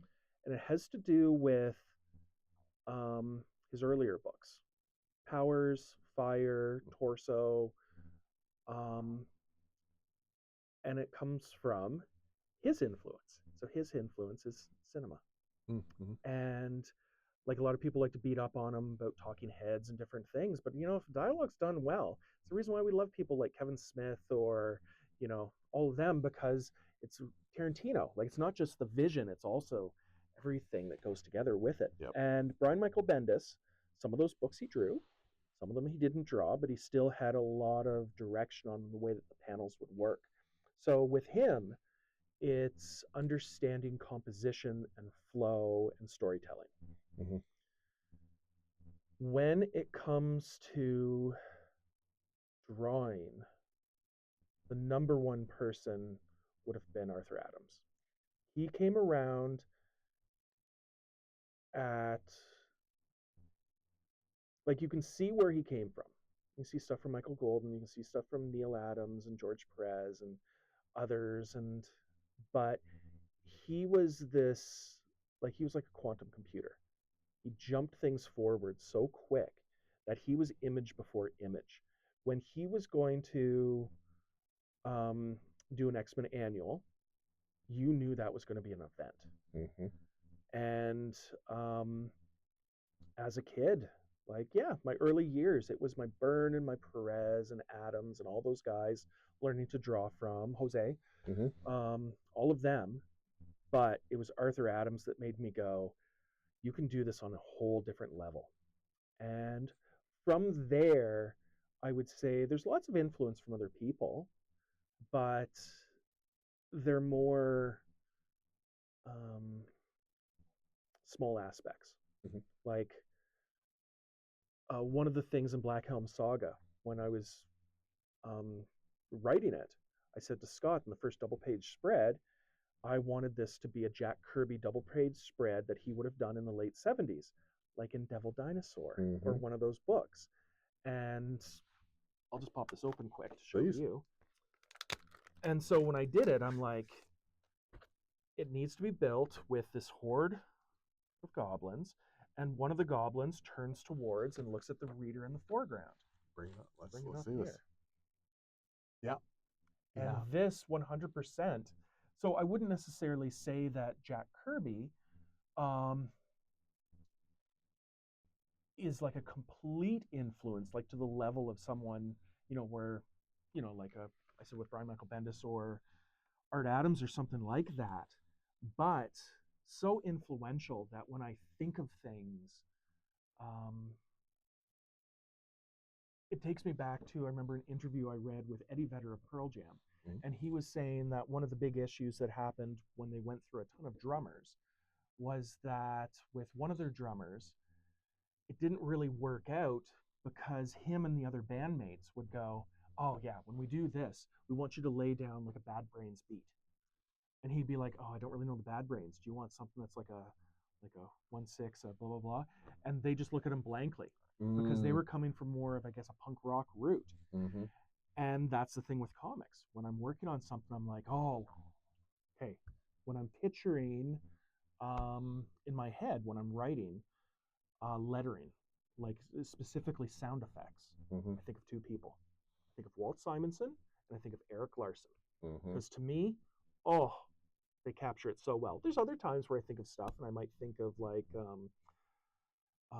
can't think of his name, from Comics Craft, that runs that business, Richard Starkings. But yeah, Yeah. I could talk forever about artists, but that's Yeah. probably kind of. So my question then, however, is like we are an amalgam of who we have been influenced by, who we've Yeah. read and stuff like that. You know, my academic writing is heavily influenced by the people that I read. Yeah. But at the same time, and something I've been trying to tell my students and stuff like that is you have to find your own voice. Exactly. And so you've been influenced by these people, Yeah. but how did you find your own voice amongst that? I think it was completely organic. It happened like an evolution. In the early days, I went from what I would call iconic artwork, which is stick figures, things that people look at and say, oh, that's a person, to realizing that you can take drawings to this next level. And that's where I want to ape styles. Mm-hmm. So that's where it's like I would open up the X-Men Asgardian Wars, and there's a nice little strip of, I think 6 or 7 of the X-Men across the bottom, and I'd sit and I'd try to redraw them on paper. And through that, I started to go from just aping to what do you enjoy? And it's a combination of learning technique and enjoying the technique, because you can just copy stuff and have it be cold and meaningless. But then after a while, you realize, like when I draw something, I'll look at it and I'll go, oh, it looks like a Jeff drawing. But then if I really want to get into it, I can start to say, oh, I guess if I'm really pushing, I probably started to learn this at a certain point, looking at maybe Neil Adams. But when I look at it, to me, here's a good example. Contrast and light.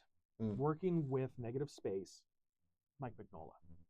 I don't draw anything like Mike Mignola, but I learned from him.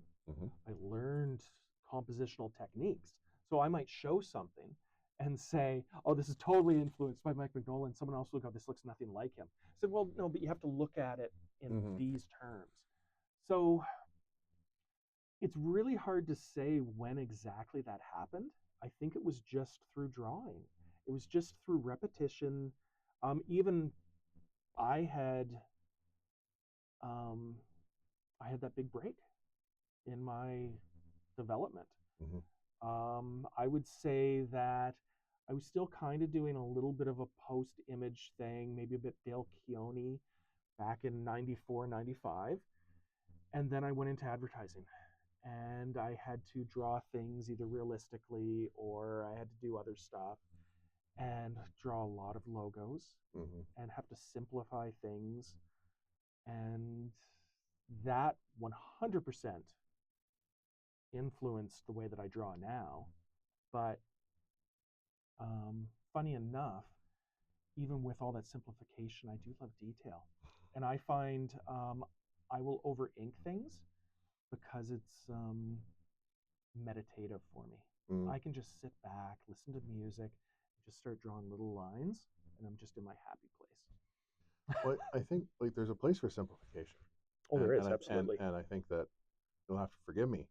One of the hardest things for a lot of artists, comic book artists, to do is no, tone it down. Yeah. It doesn't need to be. But at the same time, when you get into that over detailed, and detail can be a band-aid too. Sorry, you were going to say over detailed? Well, it's, no.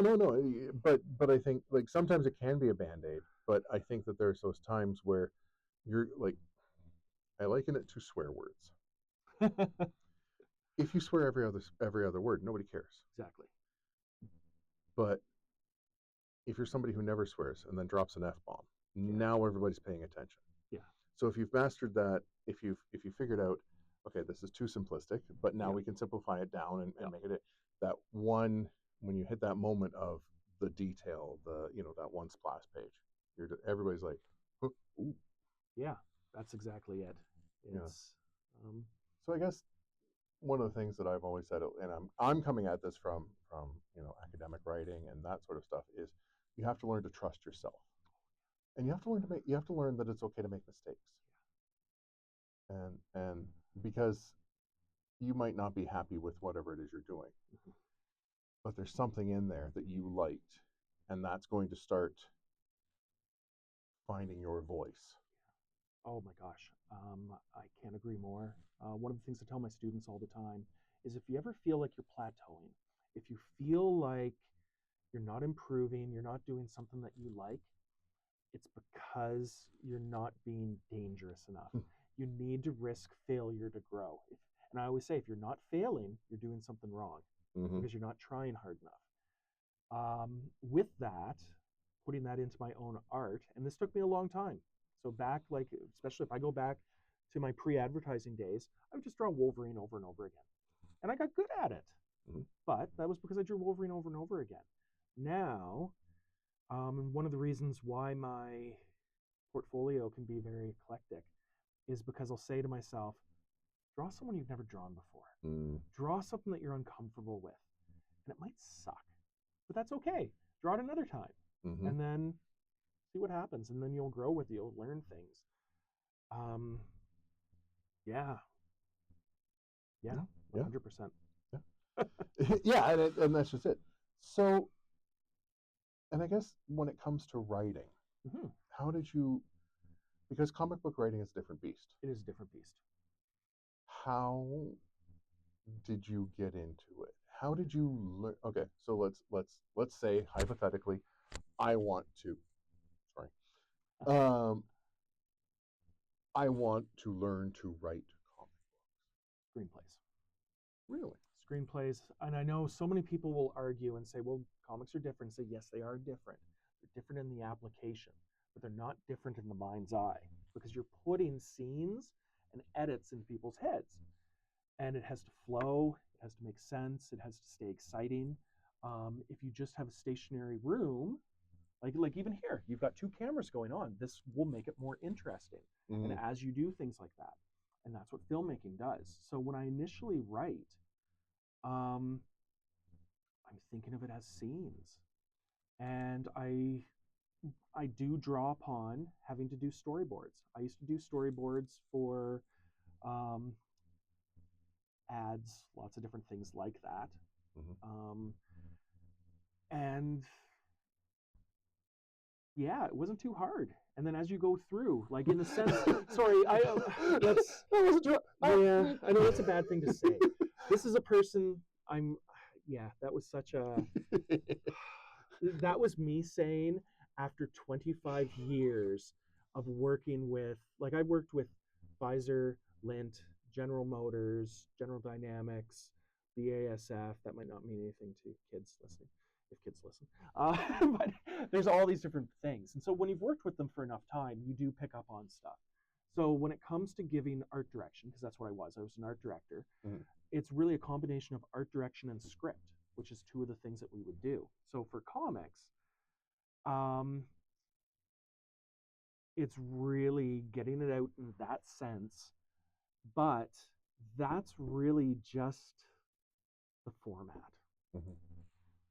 The art of it is it came from reading about storytelling, watching actually a lot of YouTube criticisms, going through just analysis of different like a lot of books really. Because a lot of, like, I love comics. The comics aren't necessarily the place where you're going to find the finest craft of storytelling in mankind's history or humankind's history. But but with that, you can look at so many places and see, like, understand how acts work, understand like how you should properly use foreshadowing, understanding that you don't want to just start off with cliches like it was a dark and stormy night Or if you're going to, what the proper application is. Will exactly it how subvert you're going to do it. expectation? Yep, that's That sort of all those things. And so when I say, oh, it was fairly easy, it is years of reading. And actually, maybe I don't want to discount this either. Being an avid comic fan, Um, Now, just reading comics doesn't necessarily give you an insight into their creation, but because of my background doing other things, a big part of reading comics for me has always been the craft side and like understanding what they're doing. So like when I look at a page of early Hellboy, um, I can't think of which book of this is from, but I can imagine the page, no dialogue. It's just Hellboy entering kind of like a glade, and there's like a statue, and it's kind of the colors are bright and warm from the sun, but Hellboy's red, which stands out from everything, is in the cold darkness. Surrounding, he's got birds chirping, he's got like maybe some bones, he's got some things. There's a little slither of a snake, and the birds fly away. And that page tells me more than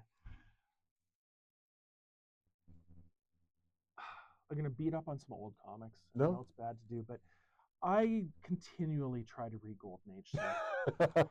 I've heard this from so many people, and as somebody who has spent the last year reading Golden Age comics, people talk about like so the Superman movie comes out, so they reprint Action Comics #1 in the facsimile edition, and people pick it up, and then they sit there and go, "Why am I reading this?" It's so painful. It is.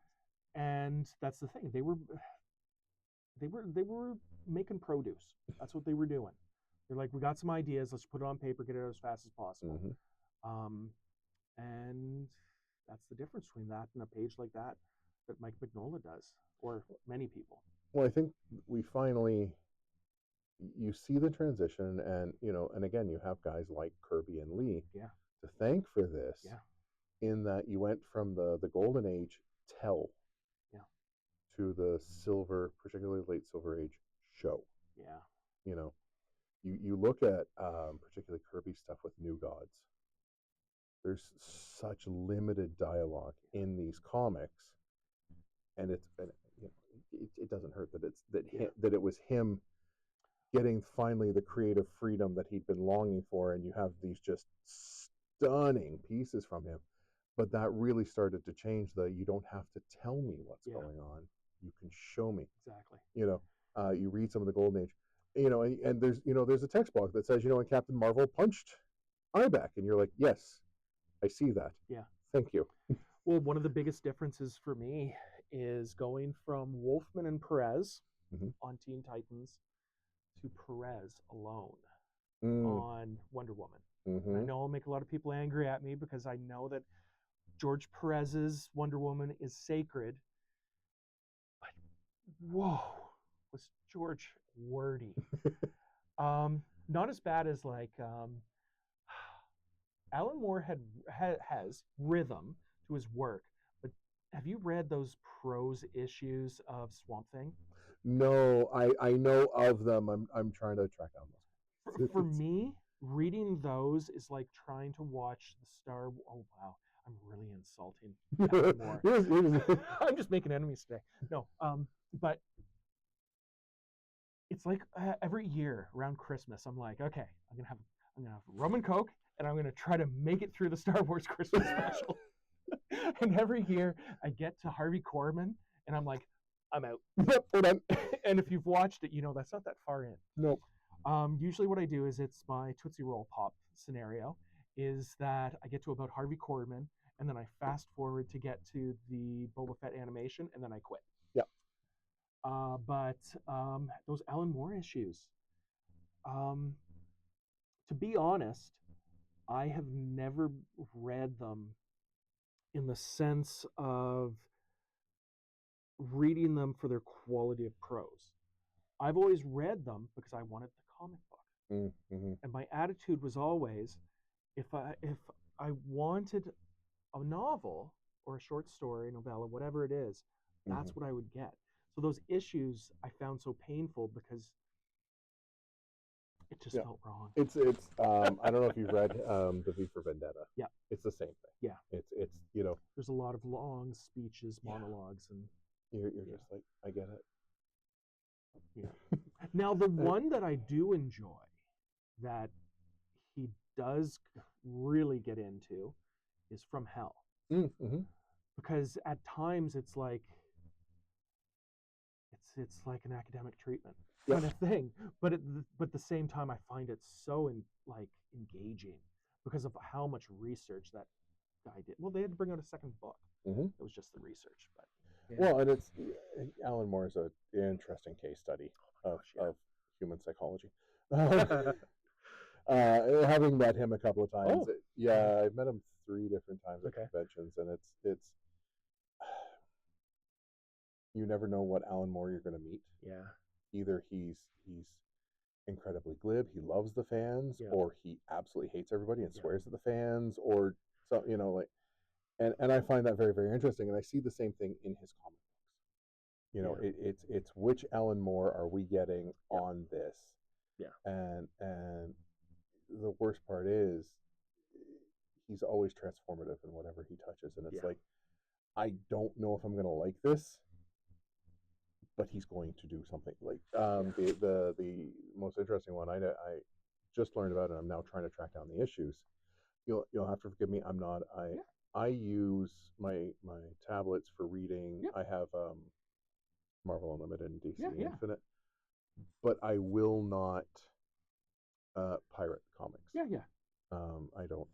You do whatever you do, whatever. But for me, I'm going to go try and track them down. I get that 100%. But I found one of my favorite Image guys was Sam Keith. And the Max. And I found out he felt that he was growing stale somewhere around issue, I want to say 20. And he got Alan Moore to write 4 issues, and it changed everything. And the fandoms, and a lot of people are like, don't do it, you're not going to like it. If you like the early stuff, you're going to hate it. I'm like, and I'm like, yeah, it's Alan Moore. You walk into this expecting it, so yeah, I'm trying to track that down right now. And but the art is, for me, Sam Keith was one of those guys who I don't think ever found a happy home. No. Unlike, I've talked about this with friends before, we always try to come up with the definitive run for people. So obviously for Sam Keith, you probably have to obviously give it to Max. But at the same time, since it's like his own book, when you look at things outside, he was only around for the first arc for Sandman. Sporadically did some Batman. Get some indie books. I'm trying to think. I feel like there's something big. MCP. Marvel Comics Presents with Wolverine. And he had his Alien Earth War. Actually, I remember hating his art with that one. Really? Well, because I really liked with those first 3 Dark Horse. You had the first one, which was Mark A. Nelson, and black and white, looked beautiful. Then you get to the second one, which is Denis Boku, something like that. I'm going to trust you on this one. Something like that, and he did like a fully painted version. So not I know which one you're talking about. Okay. And then that one, I was just like, oh wow, this is like hyper realistic, like a huge step up. Not that Mark A. Nelson's wasn't good. And then you get to the third one, which was Sam Keith, and it brought, because he's got this really kind of like cute crossed with dark, kind of coming together, and at the time, I was not ready for it. There's lots of artists I wasn't ready for.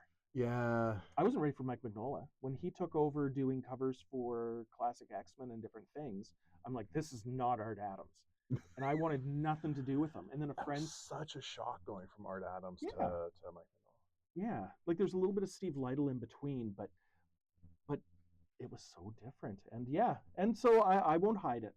I will always admit to all these wonderful people that I just didn't get, but I just think I didn't get them because I wasn't ready. Yeah, but the only thing they'll say, and well, so I don't know if he's listening or if he'll listen or anything, but Eric. One of the reasons I'm attracted to his art is because I see a lot of Sam Keith. That's what I told him too. In all the positive ways. Yeah. But unfortunately, you have somebody like Sam Keith who never really found his happy place other than in his own stuff. And if and if that's where Eric And his work's very sporadic since the Max. Mm-hmm. I can think of a couple of Image, Good Women. I can't remember what the other one was called. A couple Batmans, Batman Max, Batman did another Arkham one. But yeah, that's the other big conversation I'll have. Is when a lot of us get together, it's always about like, where's Rick Leonardi? He should be on in like a major book. Like, why wasn't he as big as the rest of the Image guys? Or Lee Weeks, or for me, it's Steve Platt. Steve Platt. You know, yeah, we haven't seen Steve Platt. I assume he went into video games or something. Nope. No, what did he just sort of dropped off. Oh, okay. He does the occasional cover. Yeah. The last cover I found out about was a 1 to 200 variant of Venom #1, all new Venom #1. Okay. Trying to track that down is I'm not a huge fan of these variant covers, but maybe I'm just old and grumpy. But it's mostly because the artists that I like do the, insane odd ones where I've got to go on eBay and spend money that I don't have. But no, and I think that's something I want to do later is have you guys just sit around and have these sort of conversations. Gosh, yeah. But so I guess I want to talk about your work a little bit. Yeah. And we've been sort of getting there. No, don't be. This is the whole point of this. It's one of the things I hate about sort of traditional podcasts is there's an agenda. Yeah. We got to get to this. We got to talk about this. We got to do that. No, this is comic book people sitting around and just talking about comic books, talking about the behind the scenes stuff that like me as a historian, I've gotten privy to some of the stories, like talking about, for me, it's the Golden Age stuff and sort of the drama that was in there that I'm starting to piece together. I'm not quite confident to go in there, but so as an example, I'm doing this paper, and the strangest thing in my life is I got into my head that I have to prove that Anglo-American existed. Now, I have the comic book. It's got the indica in it. Yeah. They were never in the newspaper. They were never in. And so they were a subsidiary of Sanat News. And then when the Golden Age in Canada ended, they were reabsorbed into Sanat News. None of their business records survived. None of their prove that they existed, driving me up the wall. Then you find out later that Sanat was a gangster. Oh. Was actually charged in Canada for racketeering. I wonder if I did know that, because there's one documentary on Tubi that I watched, and I don't know if it was in there, but and stuff like that is hilarious. So and you talking about the convention scene and doing that sort of stuff is these are glimpses into this world that most people don't get. Well, and one of the things that we have to be careful, I'm going big now. Mm-hmm. One of the things we have to be really careful with about society is just because we have access on our smartphones and computers to this vast database of information doesn't mean it is all the information. While I was drawing, I was watching Three Stooges old serials. Okay. And something that popped up a couple of times, which I was like, what the hell is that? They'd work at a bar, or they would go to a bar, and they'd be getting drinks, and the waiter would come, and he'd bring a plate of celery. If you go back and you watch these episodes, at bars, in I don't know the exact time period. I did actually find some information on this. Mm-hmm. And it was a very short period. It had to do with, of course, things with produce markets and blah, blah, blah. And that's why it was celery. But bars would basically put out plates of celery. When I looked for information on this, nothing on your Wikipedias, nothing like that. Mm-hmm. I ended up having to find someone's paper that they did for some paper that they're probably shocked that someone even found it. You know what I mean? Yep. And it was this small throwaway paragraph talking about it. Now it's based on one thing. It did have some annotations with it, but a lot of this information is hopefully in books or something somewhere. Or not. And we'll talk about that. So that's scary. It is. But I absolutely love stuff like that. And this is why I sort of advocate for things. But now, let's say you're writing a story, drawing a thing, where they're in a bar. Yeah. You can add in a piece of celery on a plate, Yeah. one, it fleshes out the universe a Fleshes little it bit. out.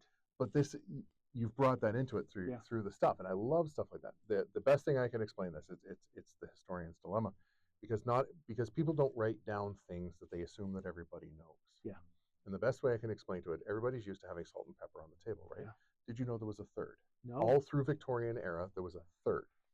So I have this from my grandparents, because I'm old, they're old, and like there's a lot of old here. Yeah. I always thought, my mother always used to say, like, when we broke something, now we have a set of two with a spare. Yeah. So there were 3 shakers. Yeah. And I always thought it was that's it that we had, we lost one somewhere along the way. No, there was a third condiment.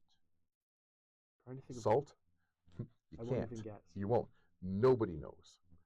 There are references in butlering or okay. Yep. housekeeping things about the third shaker, and don't forget to put the 3 out. Oh Okay, my. cool. What was in them?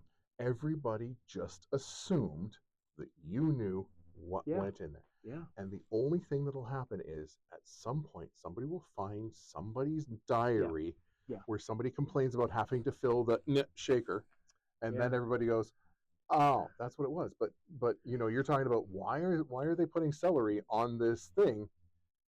Yeah. And until you found somebody who actually wrote about it.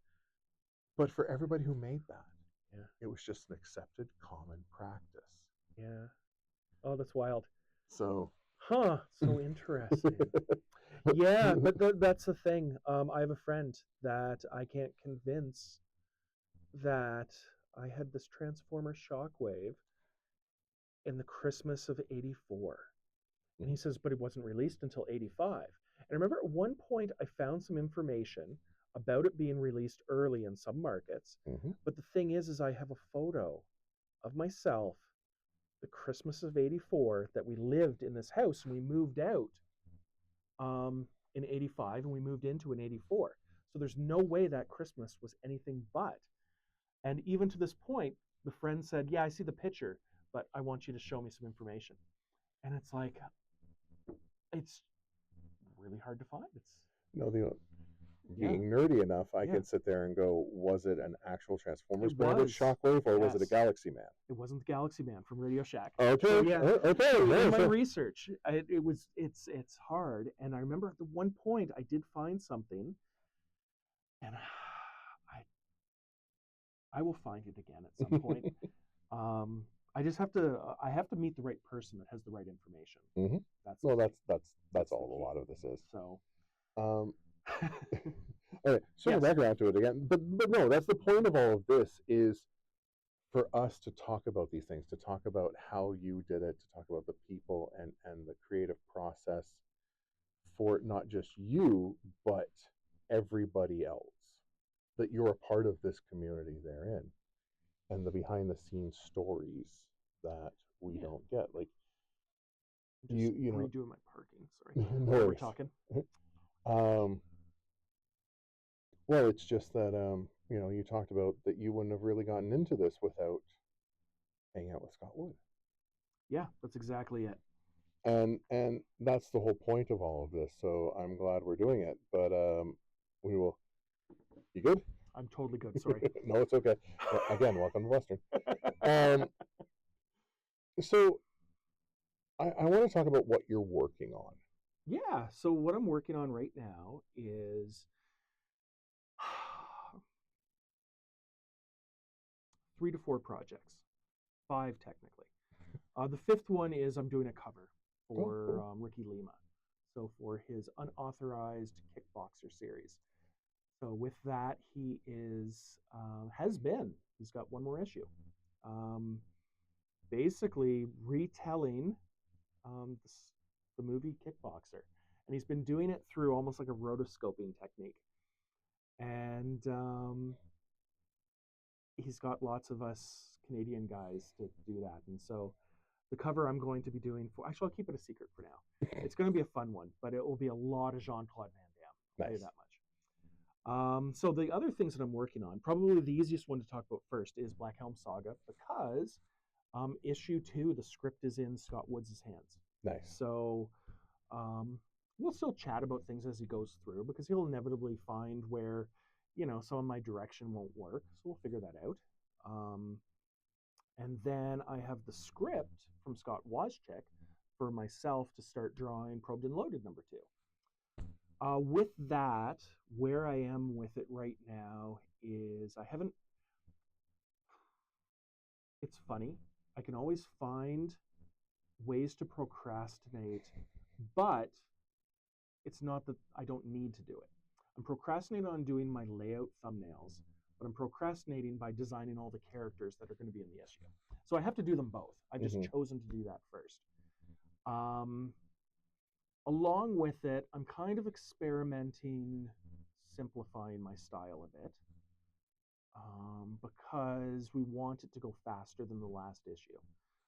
Part of that could just be my process. So I draw on paper. I blue line it. Well, first I thumbnail everything. Then I blue line it. Then I do tight blue line. Then I do tight pencils. And then I bring it into the computer and I do inks, but then I do a second round of inks afterwards. Okay. So the first issue took me like 3 months to draw. And then I was originally supposed to do the color, and that was when Scott realized that would be another month. Which actually I'm very glad, because I don't know if anyone's talked to you about flats, but color flats are the worst thing in the world. It's basically when you go to color, what you do is before you do shading, so something like this with the Black Helm cover that I did, I had to go through and basically create all the kind of like flat colors first for the areas, and then I can paint on top of them afterwards and do all the magic stuff you can do with brushes and masks and stuff in Facebook and Photoshop. But yeah, I've decided I'm going to leave coloring as I think much simpler. And one of the things that I've learned from Scott Woods, I joke all the time, but I'm actually pretty serious with it, that I get to stand on the shoulders of giants. That I've been going to conventions and meeting people and getting to know them for so long that I get to see when they experiment and things that work for them and things that didn't. So for example, Scott Woods, with like the interiors of Black Helm, he colors it with this 2-color, or actually I guess technically it's 3, white, black, and blue, with this blue spot that he puts through. And there's other people that have done it before, but now I realize that it gives it a nice graphic style, which is important, obviously, but it's also faster than doing your modern, DC Marvel style of coloring. That is a lot of work. So back to me. I'm simplifying my style. And then I am working on my own book, which is a bunch of concepts that I've had over the past 25 years. And I decided what I would do is do them as a 5-issue anthology. So only 5 issues, but 12 stories, 10 stories. I'm getting mixed up because I've moved 2 of them. So I'll tell you about that in a second. But nevertheless, so I'm going to just try to do the simplest taste into each world, just telling something of it. And that way I get the itch scratched and I can kind of complete those thoughts. Yeah, I've got a few of them written already. One of them I'm already penciling. But then there's another one that just came up recently. So this would be like the number 12 one. Number 11, I don't know what to do with. But number 12, I looked at my own artwork and I said, I'm not the right person to draw this because it needs to be a little bit more of a serious tone. And so one of the artists here in town, I won't say the name until they agree. Well, you can pressure them. But hopefully they're going to work with me on it, because I decided that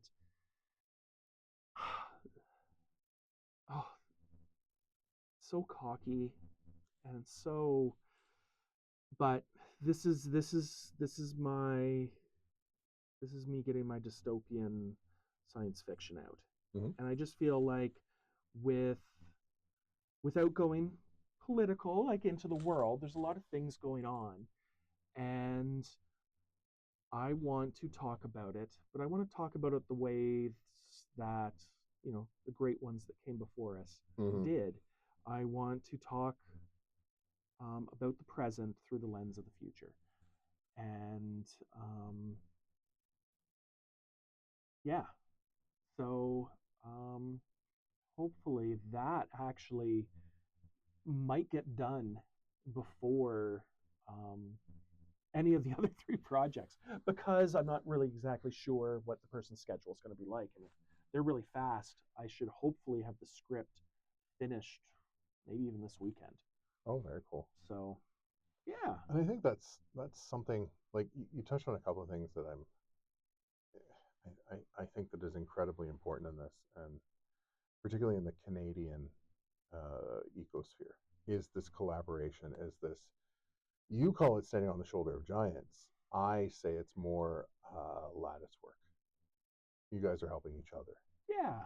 and holding each other up. And as you said, as one person reaches out, it allows the other ones to, it allows everybody to sort of grow. Give, because when you see somebody else you're working with try something new and succeeding or almost succeeding, it gives you, at least in my experience, the confidence and the opportunity to try Yeah. something new yourself. Not Exactly. the same direction, but Oh, you know, 100%. Yeah. And then even like when you see that happen and you're talking to them, you're like, oh my gosh, you got so close with this. Like, have you thought about this? And they're like, yeah, I think next time I'm gonna do mm-hmm. this. And it's like, oh, and it's fun.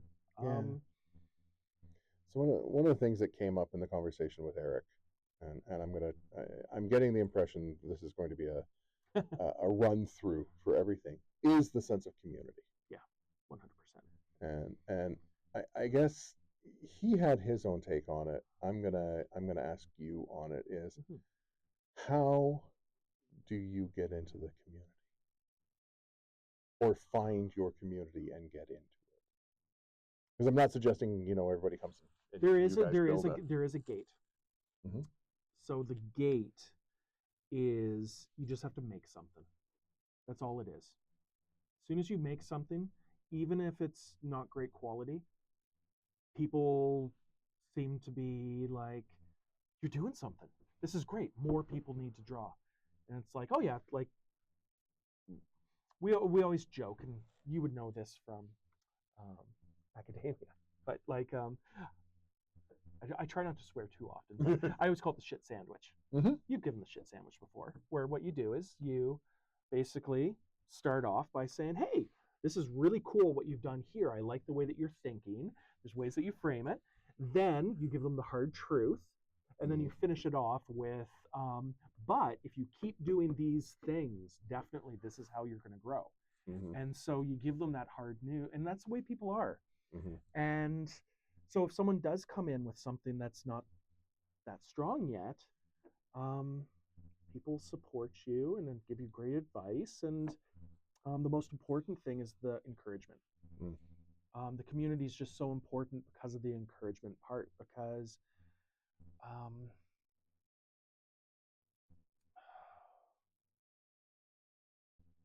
you don't want to, I don't know if falling behind is the right way to put it, but you're kind of like, oh, I want to make sure that I do something so that the next time I see this person, I'll be like, hey, I did this. What did you do? And then you do it, and then you talk about comics for an hour.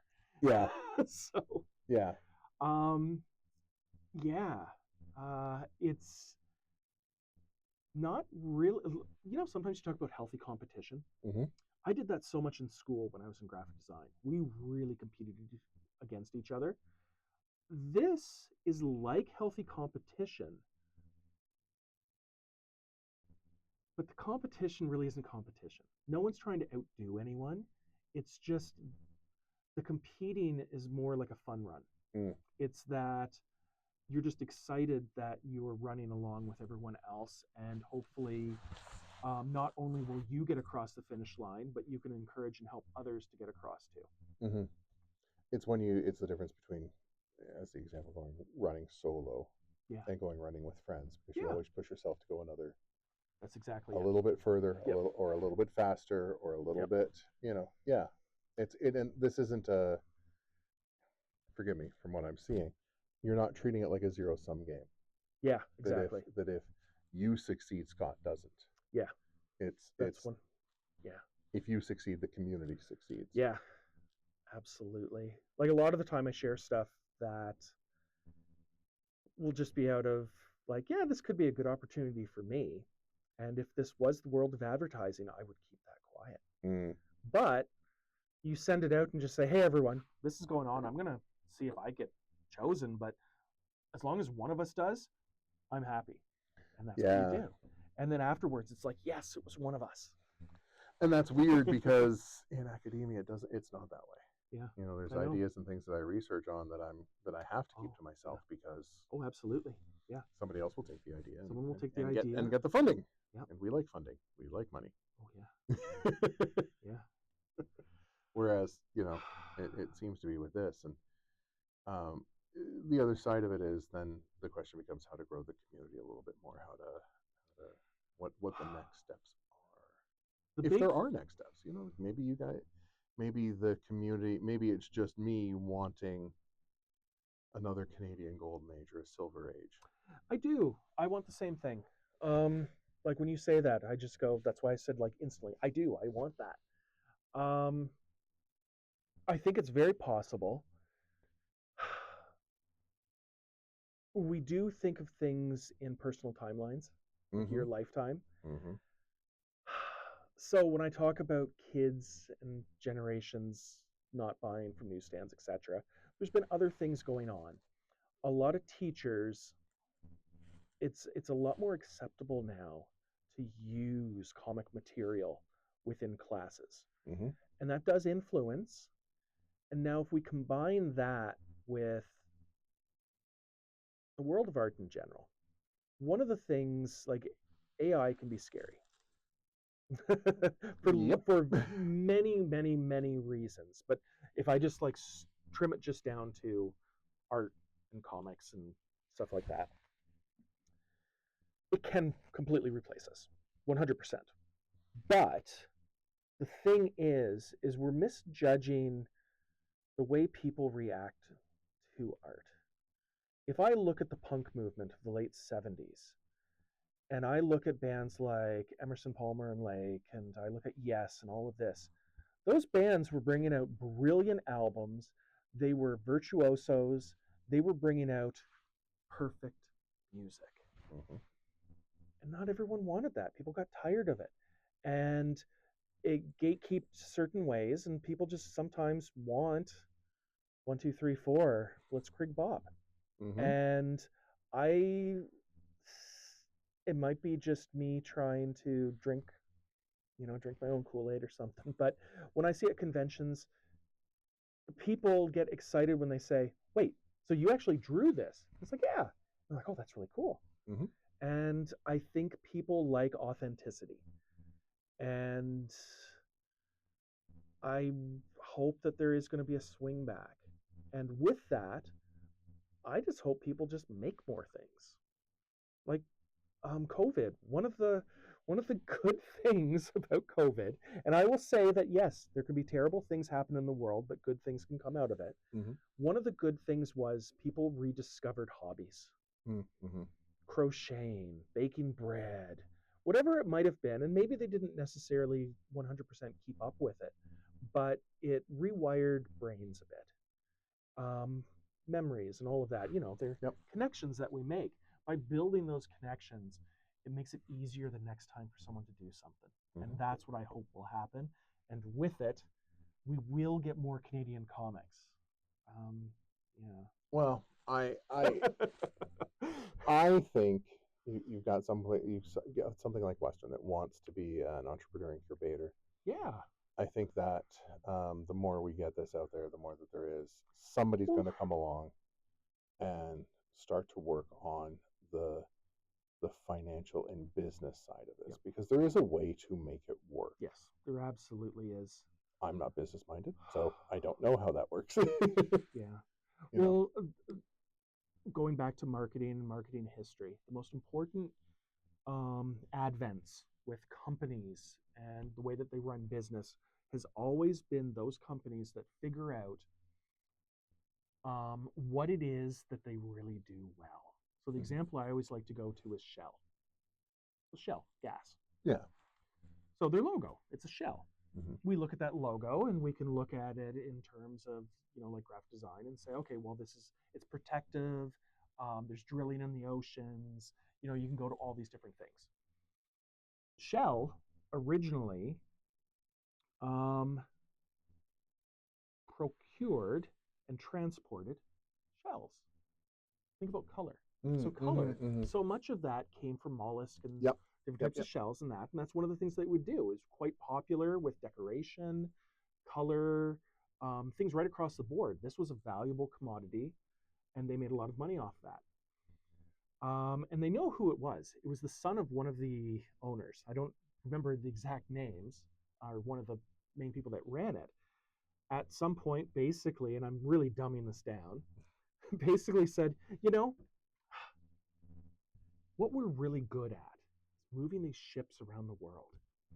We've got extra space. Shells haven't been selling as well as they used to. Because of some of these industries that are popping up, there's this thing called oil. I think this is what we do. It's not that we sell shells, it's that we move things. And that completely changed. And there's all these cases of that. So when it comes to something like, because I want to bring it back to comics, when it comes to comics, earlier I was talking about all of those issues. Probably what it takes, especially with someone with a really good entrepreneurial mind, is looking at, it could be distribution, looking at something that has untapped potential that could unlock, whether it is a wider audience, cheaper prices, one of those key things. And that's why I usually feel optimistic, because there's lots of brilliant people in the world, and it's just the right time, the right place, it happens. And then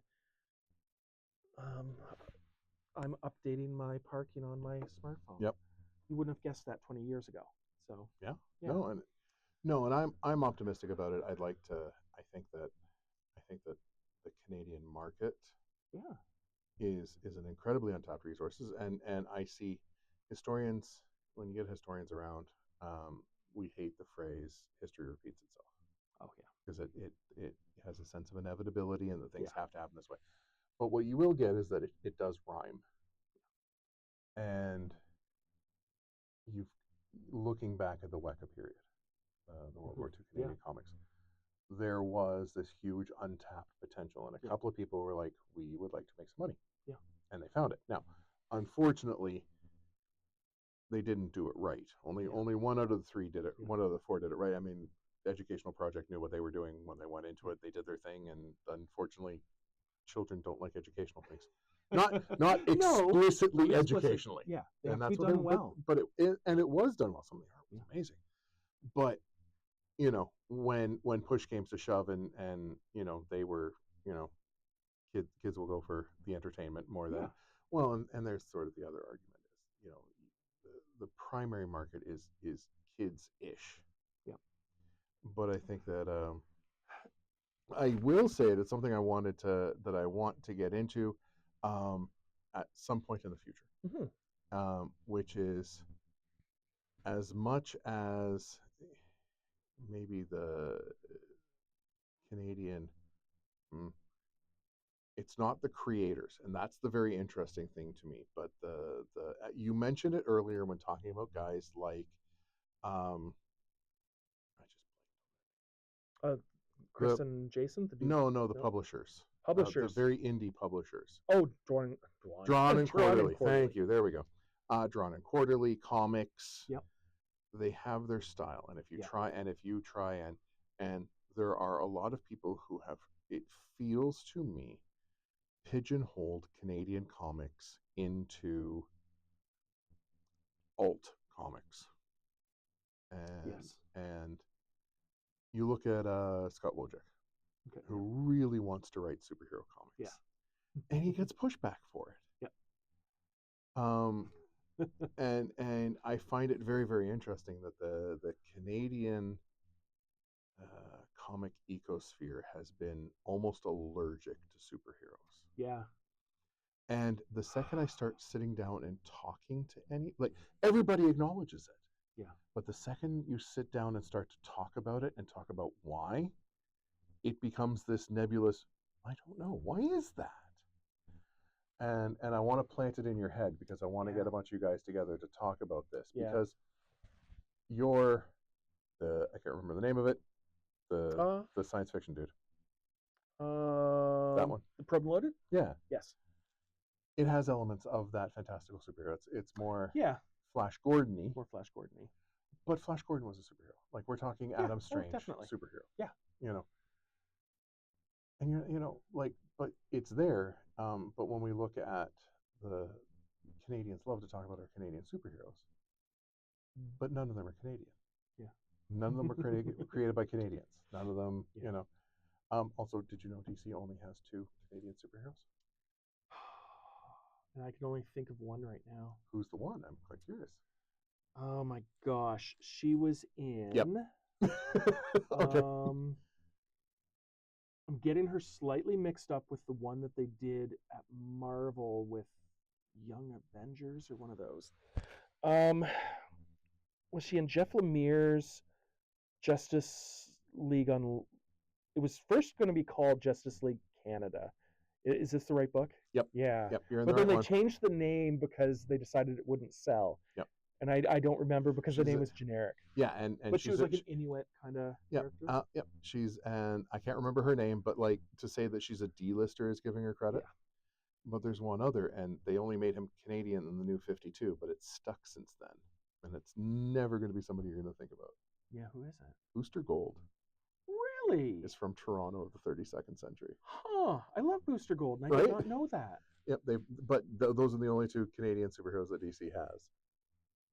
Weird. Oh, you know what they're doing? They just want to get Ryan Reynolds back. They're just. but it's really, really weird that mainstream Canada has this aversion, and then you get into places like the Beguiling in Toronto is a very interesting place. Yeah. And they are a comic book store, and they've been a comic book store for 40 years, but they are almost anti-superhero. Yeah. And it feels like, and will sort of be this, that to be a Canadian in the industry, to do your own stuff, you can't do superheroes. Now, if you go work for the big guys, that's sort of well, you're doing your time and you're making the money, so you can do the non-superhero stuff, and it's a very interesting place to be. You're absolutely right, because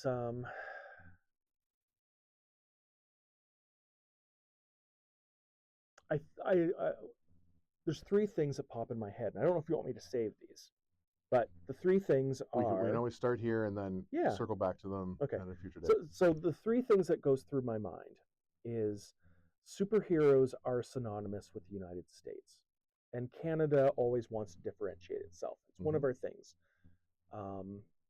Second is... I don't want to beat up on anyone, but things like Comic House with bringing out like Freelance and all the different characters, they always feel like...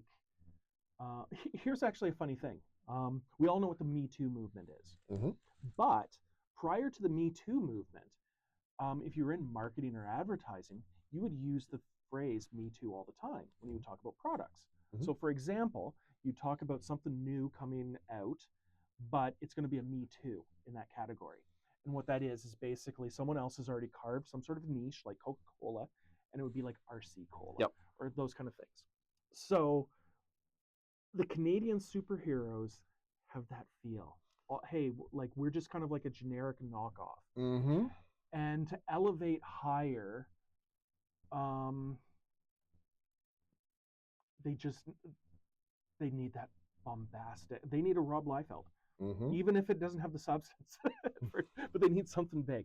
And then I guess the third thing, and this is the one I hesitate the most with, is everyone... Oh my gosh. I feel like I'm... Oh, wow, I don't even want to say this out loud.